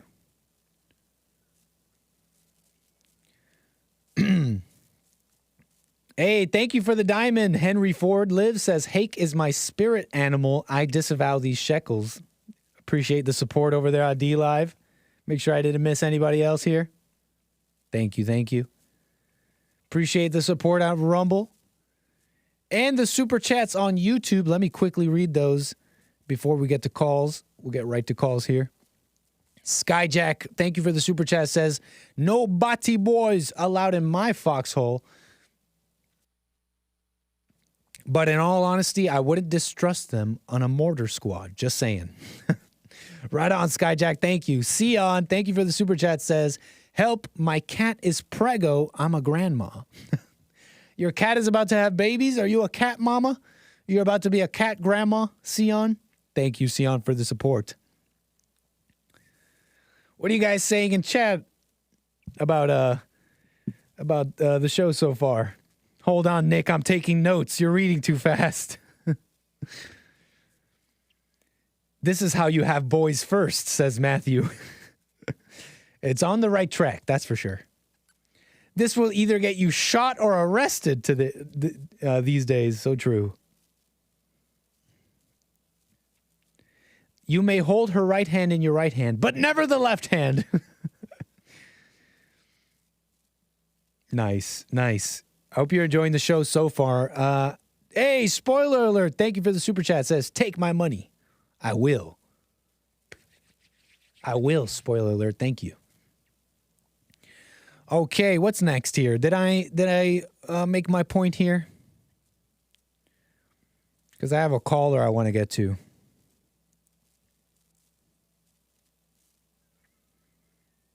Let me get to a call. I got Art, Ohio. You're on the air, sir. Thank you for your call. Get him, Daddy. Why did I know you were going to say that? bro. Nick, baby. What in the world did you have on that dang on screen, bro?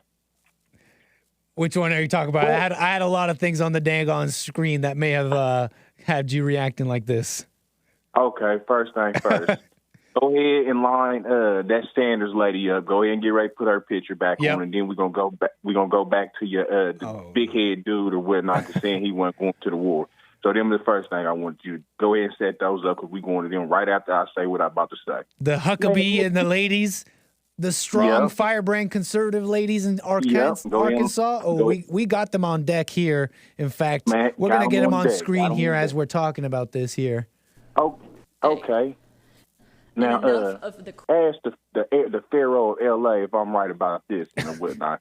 And we need Joe's dog or whatnot to confirm what I'm saying or whatnot, because he know what's going on. So the dog do. Long story short, first thing first is, man, you can't be showing that 1900 stuff, man. That stuff ain't. These boys, especially up here in the city where I'm at, these boys ain't trying to get no kiss like that, man. They trying to get their Darth Vader helmet kiss, man. They ain't trying to get no kiss like that, man. You know what I mean? Yeah, I do know what you mean. They ain't trying to. They not trying to get no mouth to mouth. No, that ain't what they worried about. Let alone, you know, with one of them dudes go up to one of these girls, especially in the city where I'm from, with that stuff, they're gonna be like, guess what these black girls gonna say to him? Oh, you're going to jail? No, boy, bye. Yeah. Wait, you're saying, wait. Bro, if a guy went up to one of these black girls and did what? Trying to hold her right hand and kiss her, look in her eyes dreamingly. She gonna be dreamingly telling boy bye, or bro, take. She gonna dreamingly tell him, bro, take me to the house. Yeah, take me home. Unless. Now, but what if he was assertive? What if he was assertive though, and held her hand and very forcefully, and it's dreamily, but it's assertive. Man, bro, I don't care if it's assertively not, man. These girls don't know what they like, man. She better really like you, man. You better have them category hurricane trees blowing or whatnot, and them blunt wraps and some of that promethazine codeine or whatnot with some speakers in the trunk and some rims. And like that rapper recently, Sexy Red, saying the most romantic thing a guy ever did for her was steal for her. Yeah, with her dusty self, man. Up here, you know she dusty because she's everything she says. But look, she likes I bet you even Sexy Red would melt in the hands of an assertive man, even if he was all dreamily and acting like a, you know, maybe nowadays women would look at a man like that and think, wow, strange. But if he had the correct spirit and was holding that right hand assertive, I think a part of her might think, who's this? Man, if she a liberal, she ain't going for that. She ain't going for that. She on that Me Too trip. She ain't going for that. No, buddy. Heck nah. That ain't working, man. That's old school game, man. It's 2023, man. That is not working. Even with the dude, first you got to have a dude that's even on that type of time. And half of these dudes, these girls is over sexualized, so they not trying to do no mouth to mouth. They already know that Saniqua and Quanda and LaShonda been up and down the block giving everybody, kissing everybody's Darth Vader helmet. So they ain't trying to kiss her on her mouth. You see what I'm saying? I see what you're saying. I just appreciated the assertiveness of this instruction from 100 years ago, saying don't ask for permission, don't even tell her you're going to kiss her. And you just don't see that nowadays. As much as it's easy to say, oh, dreamy and so kind of lame, not asking for permission. Hello, alpha. I think it might make a girl, even a modern one, swoon even a little bit, maybe a little bit. Yeah. So check this, man. Look, she better be a real. He and her better be real Christians. I ain't talking about that they them and Ron is a zesty harp player in the church, and we got Johnny. He's a zesty drum player in the church band. I'm not no fake Christian. I'm talking about real Christian, believe in the real Christian values. That's the only way that's working. They got to be like real squares, a squarish couple before all that hold my right hand and I'm looking. You make my heart flutter every time I think about you, Wilma, and I just can't live without you and. I just want to be with you. Oh, no. Yeah, right, man. They better be on that type of time. That's the only way. A guy talking like that is lying anyways. Yeah, man, that's the only way. He's just lying anyways. Yeah, that's what I'm saying, bro. And everything is so fast right now as far as with the all the information that people. So these kids is up on game. They knowing what's going on, man. Yeah. And that little stuff, that's back in the daytime, man. Just like they ain't had phones and hip to all the stuff that was going on right now. They were slower. Our great grandparents were way slower. You feel me? With they wasn't moving that fast. That's just like if you had kids and you wasn't married back in the 1940s and 50s, the girls was laughing at you, or that was something bad. They wasn't hanging around you. That was something that they looked down on. Look where it's at now. They praise that type of stuff now.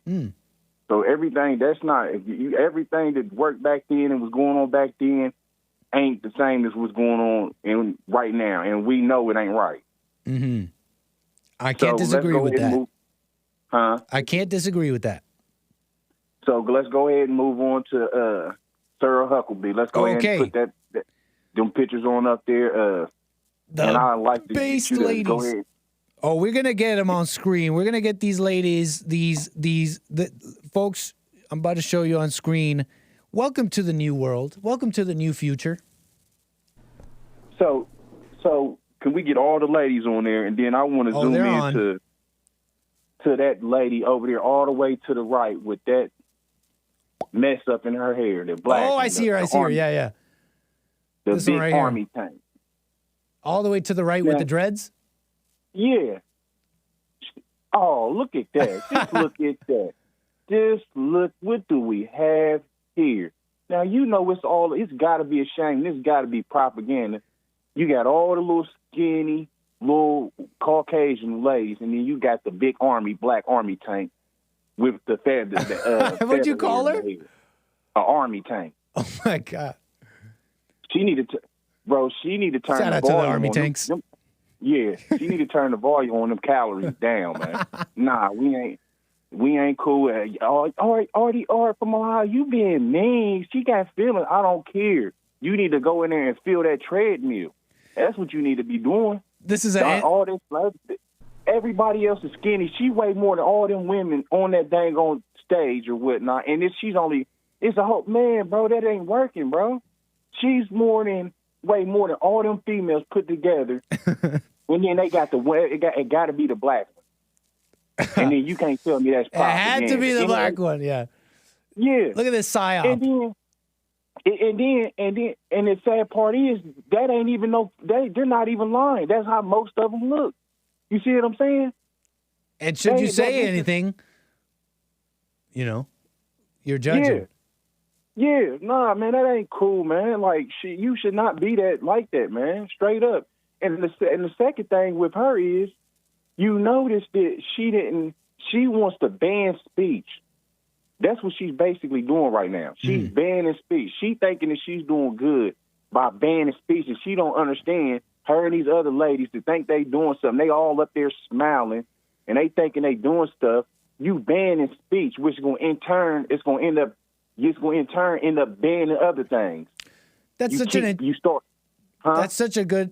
interesting point you're making, because that's such an interesting point, because think about it. They're banning. That's essentially all she's doing, because she's saying she wants to fight this woke ideology and all that.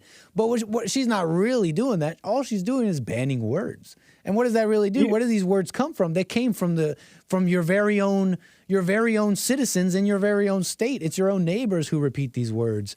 The problem is a little bit deeper than a phrase that needs to be banned. Yeah, for sure. Nah, but check this out. Okay, so you banning that. What else? We just gonna keep banning everything then. And that's what I'm saying. She don't understand. She's going against the Constitution, just like that governor female down there in New Mexico that turned around and banned the guns or whatnot, and then the sheriff's coming back and say they not following that because it's breaking the Constitution. And what this lady on here ain't gonna say is that they need to be banning all this gay nonsense they promoting, that these females is promoting. She needs to be stepping down. She needs to be setting the right example and saying, you know what, Arkansas, this language, they're calling women pregnant people. I'm sorry. On behalf of women, we apologize. for going along with this mess until it wasn't convenient. I'm stepping down as Arkansas governor so I could, set the right example because I have children at home. I'm going to go be a good wife at home. You know what I'm saying? That would be way better than, that would already be way better and doing a lot more better than banning a phrase. Fact. And then you got this lady on here, she just smiling ear to ear, pretty teeth, and don't even know she the damn devil, man. And when you see all these females come together like this to where it's like this, bro, that should be a tall tale sign for you or whatnot. But but she won't say nothing about all this is coming from the breakdown of the homes and all this gay nonsense they pushing. So true. You see what I'm saying? But instead of you coming out and just saying and directly saying where all this is stemming from, this liberal, communist, socialist agenda that they've been pushing, breaking down the homes and all this gay nonsense with this woke talk. What's the words they be using? The words that she was saying they use in these schools. Pregnant people, birth giver, birthing people. These are all coming from liberal. She won't say.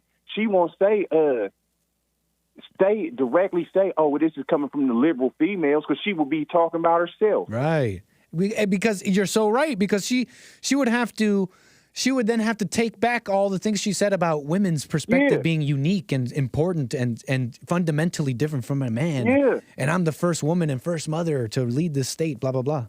She would need to take all that back. Listen to how she's wording. She's wording it like me and you and the men are attacking him.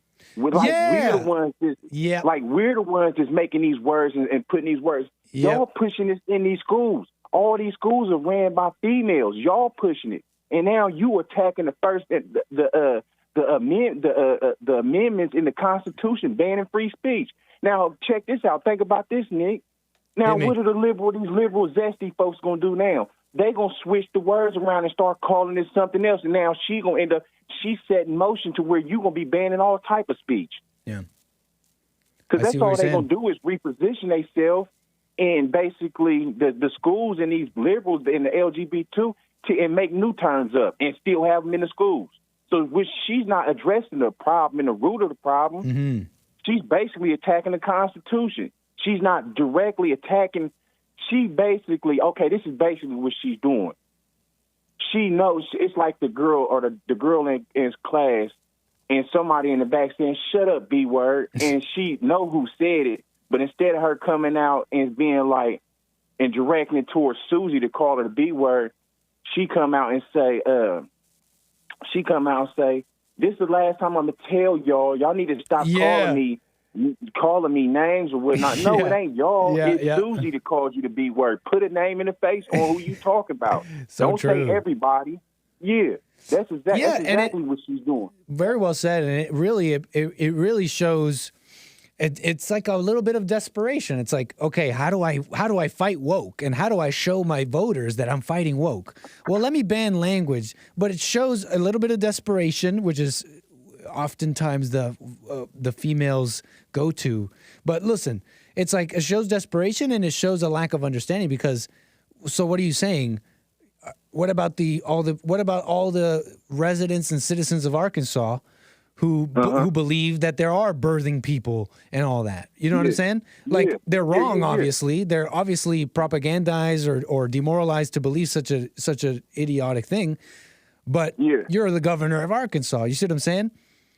Yeah, she twisted. She delusional, man. And they all on there thinking they doing something, but I see right through it, and the people that ain't nobody conservative that's think this is like me, think already knowing, just like you brought this up and what you were saying, we already see and know what's up. Yeah. True, and that's another thing I was gonna say. A conservative like me, I don't roll with no LGBTQ, and I don't support no female leading me nowhere. So nice. If y'all went into all that, y'all might as well go be Democrats, man. Y'all basically blurring the lines of what the right and the left is, and y'all trying to bring them all in together. Which you ain't gonna have a right and left party. You only gonna have one party if you keep bending and folding the rules and letting everybody be down with the crew when it ain't. Everybody can't be down with the crew. That's that, and I'm done with that. I'm just done. Like, we see straight through her, man. Right on, Art. She ain't a conservative or whatnot. Then go ahead, go to a big head dude or whatnot. Wait, what? the big head dude who was talking about he ain't going to the Army. Oh, you talk about the draft guy? The guy wants to dodge the draft. Real quick, I see. You also have would like to comment on this video. Well, go ahead, sir. Man, we'll do first this one thing quick. first, man. This dude, you look at this dude, he talking about high inflation. Oh, with the cost of living, we can't afford cars. He sounds just like Sexy Red. Oh, I like Donald Trump because he was giving us free stuff. Man, you like him for all the wrong reasons. What about the policies that he was pushing that was really helping for black people? You only like him because it's about money.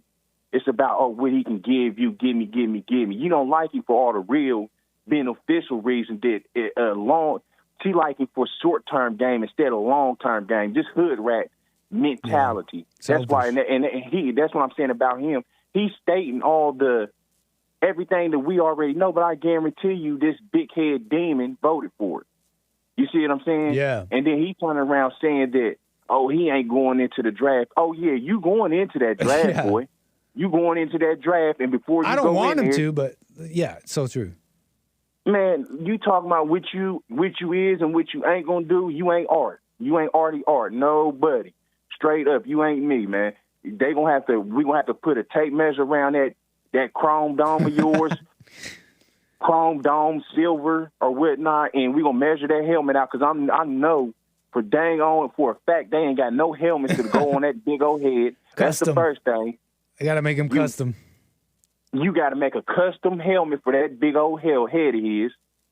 And you might not even need no helmet. We might not even give you no gun because we just going to send you up the hole like a linebacker and let you get the headbutting Putin and the Russians or whatnot. You don't need no weapon. We just let you go around headbutt, swing your head everywhere.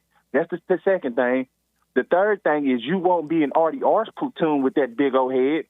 We ain't going to be at a high note. Art ain't going to be at a high nowhere and then pop up and duck and pop up and spray or aim, because every time he gets to popping up, they're going to be like, their arts crew right there. Look at follow the head.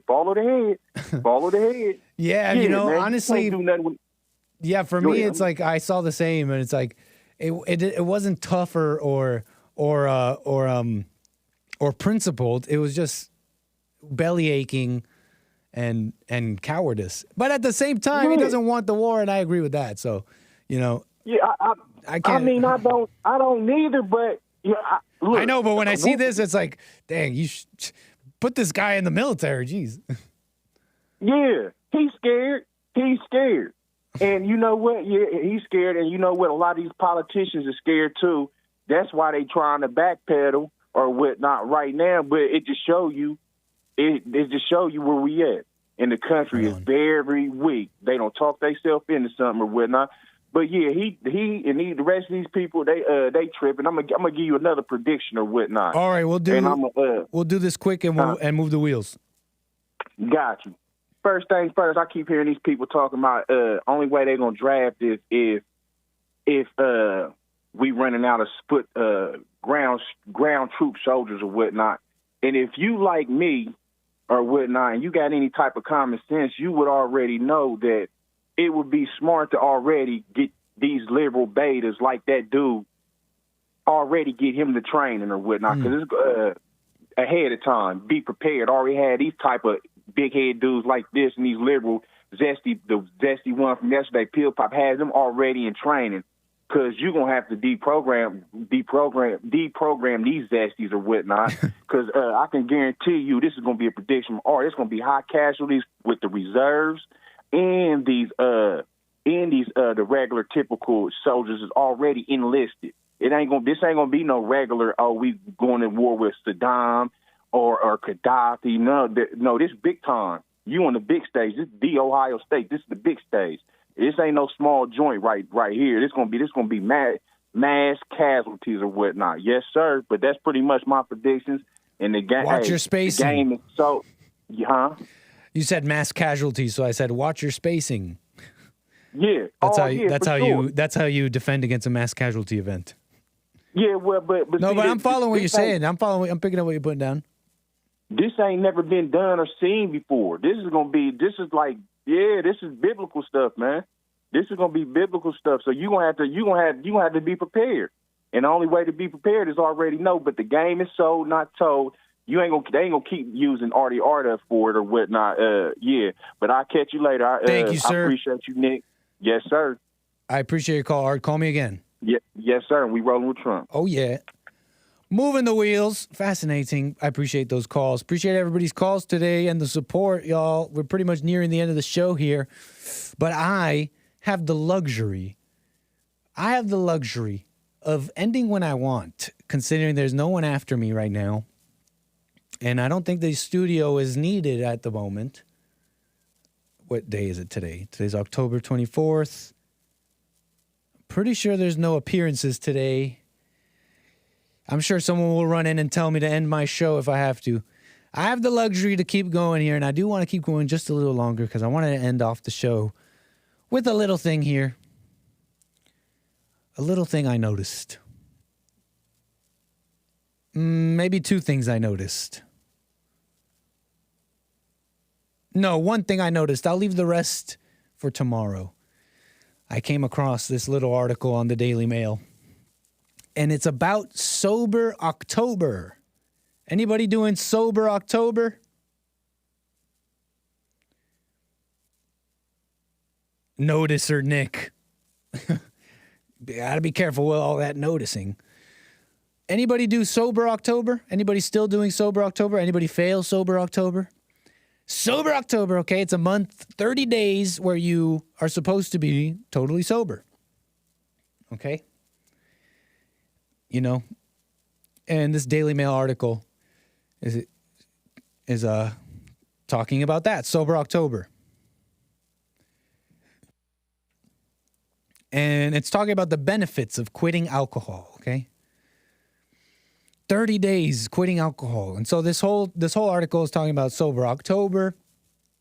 And if you failed Sober October, it's okay because you have Dry January, apparently. And if you miss Dry January, you have November. You know what I mean? Like, they're not saying that, but I'm adding to it. And so they're saying Sober October. They're talking about those who failed. It's okay if you failed Sober October. And this article talks about the 40 million Americans currently embarking on a month free of alcohol as part of the annual Sober October trend. And this article describes a couple things here. And there's something I noticed here.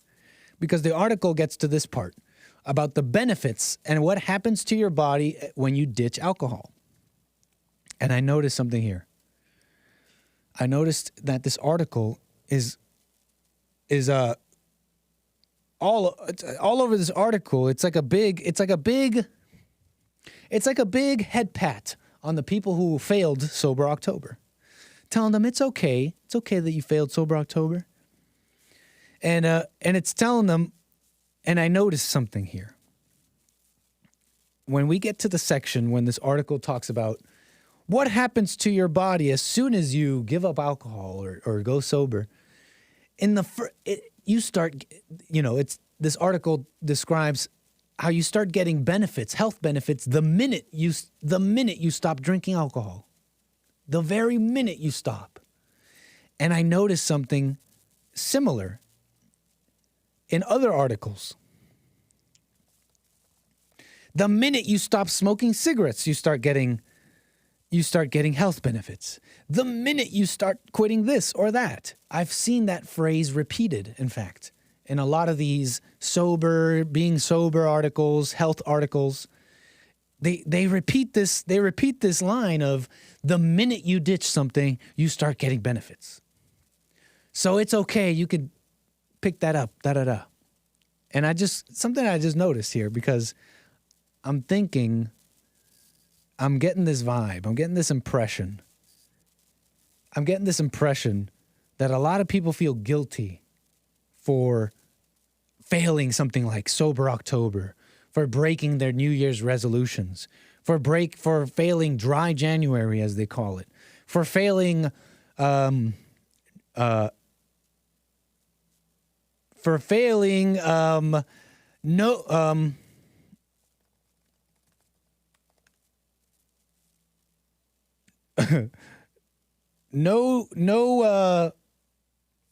No Seed November. Okay? They feel guilty. And these articles invariably come in assuaging that guilt and telling them, it's okay. In the first minute that you give it up, you'll be getting all this health benefits. And I realized something. I realized the mechanism behind this guilt that keeps you coming back. And it's this thought that you have to start again. I failed, and now I have to start again. The starting again psyop. It's a psyop. This whole notion of starting again. You got to start again. Starting again from square one. But it's okay. Just pick yourself back up. Get back on the horse. In the first minute of giving up alcohol, you'll start getting your health benefits back. Just pick yourself back up, okay? And look, that's fine. Look, I'm not saying give up. Look, I'm not saying that this idea of picking yourself back up, that's not a bad thing necessarily. But what is it that you're picking yourself back up to in this case when dealing with sobriety and alcohol and anything else, really? It doesn't have to just be alcohol. You're picking yourself back up to what? To put yourself back in the fight. In this fight where you're fighting, 10 minutes have passed. Okay, my blood pressure. All right, I just got to make it to an hour, and then the alcohol will leave my bloodstream. I just got to make it 24 hours. Oh, I failed. Now I got to start again. Now I got to start again from square one. And I think that's a big lie. It's a huge lie we're telling ourselves that we're starting again. Like people who get mad, for example. I got mad. I thought I forgave. Now I got to start again. It's a psyop. It's a psyop. It's a big it's a lie from hell. You're not starting again. There's no starting again. Just chill out. You don't even really know what's going on with your body. You don't really know. And, kind of going on, Joel was talking about laying your weapons down, expanding on the insight we've gotten from Jesse Lee Peterson on his wise words on laying your weapons down. What is it that you're picking yourself up to do again? To get in the fight again with alcohol and fight it off and let me be sober October? The industries have co-opted that whole mechanism to make you drink more. Be sober October so that when it's over or when you invariably fail, you'll just go in even harder. You'll go back to it even harder and keep the struggle, keep the fight. Watch the cycle, watch the struggle. That whole thing is what's the mess in the first place. And then you tell yourself, a minute after I'm done, I'll be this healthy. I just got to make it. I just got to make it an hour. And you're counting. You're like counting hours. You're counting minutes. You're telling yourself things in your head that it's going to be like this, it's going to be like that. You're really ultimately still controlled by what? That mental, that psycho-spiritual, mental, psycho mess that you've been doing your whole life. So I'm just something I've noticed, all these articles, they always say this, how the benefits begin from the minute you stop, whether it's cigarettes, pot, whatever.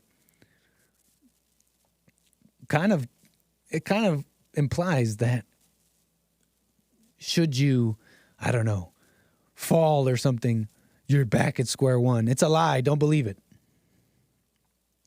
All right, y'all. Just wanted to leave you with that. Just a little something there.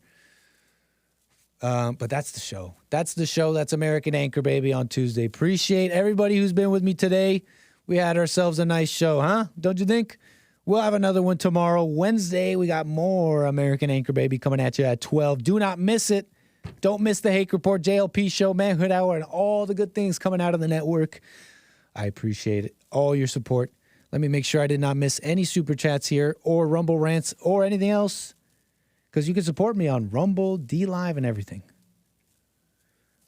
Thank you. Being enlightened till I rise. Always there for me, for us, and everybody in the chat.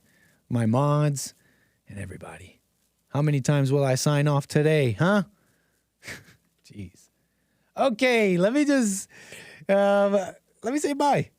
Let me say bye for realsies. Bye. I'll see y'all tomorrow for another American Anchor Baby. Thanks again. Peace.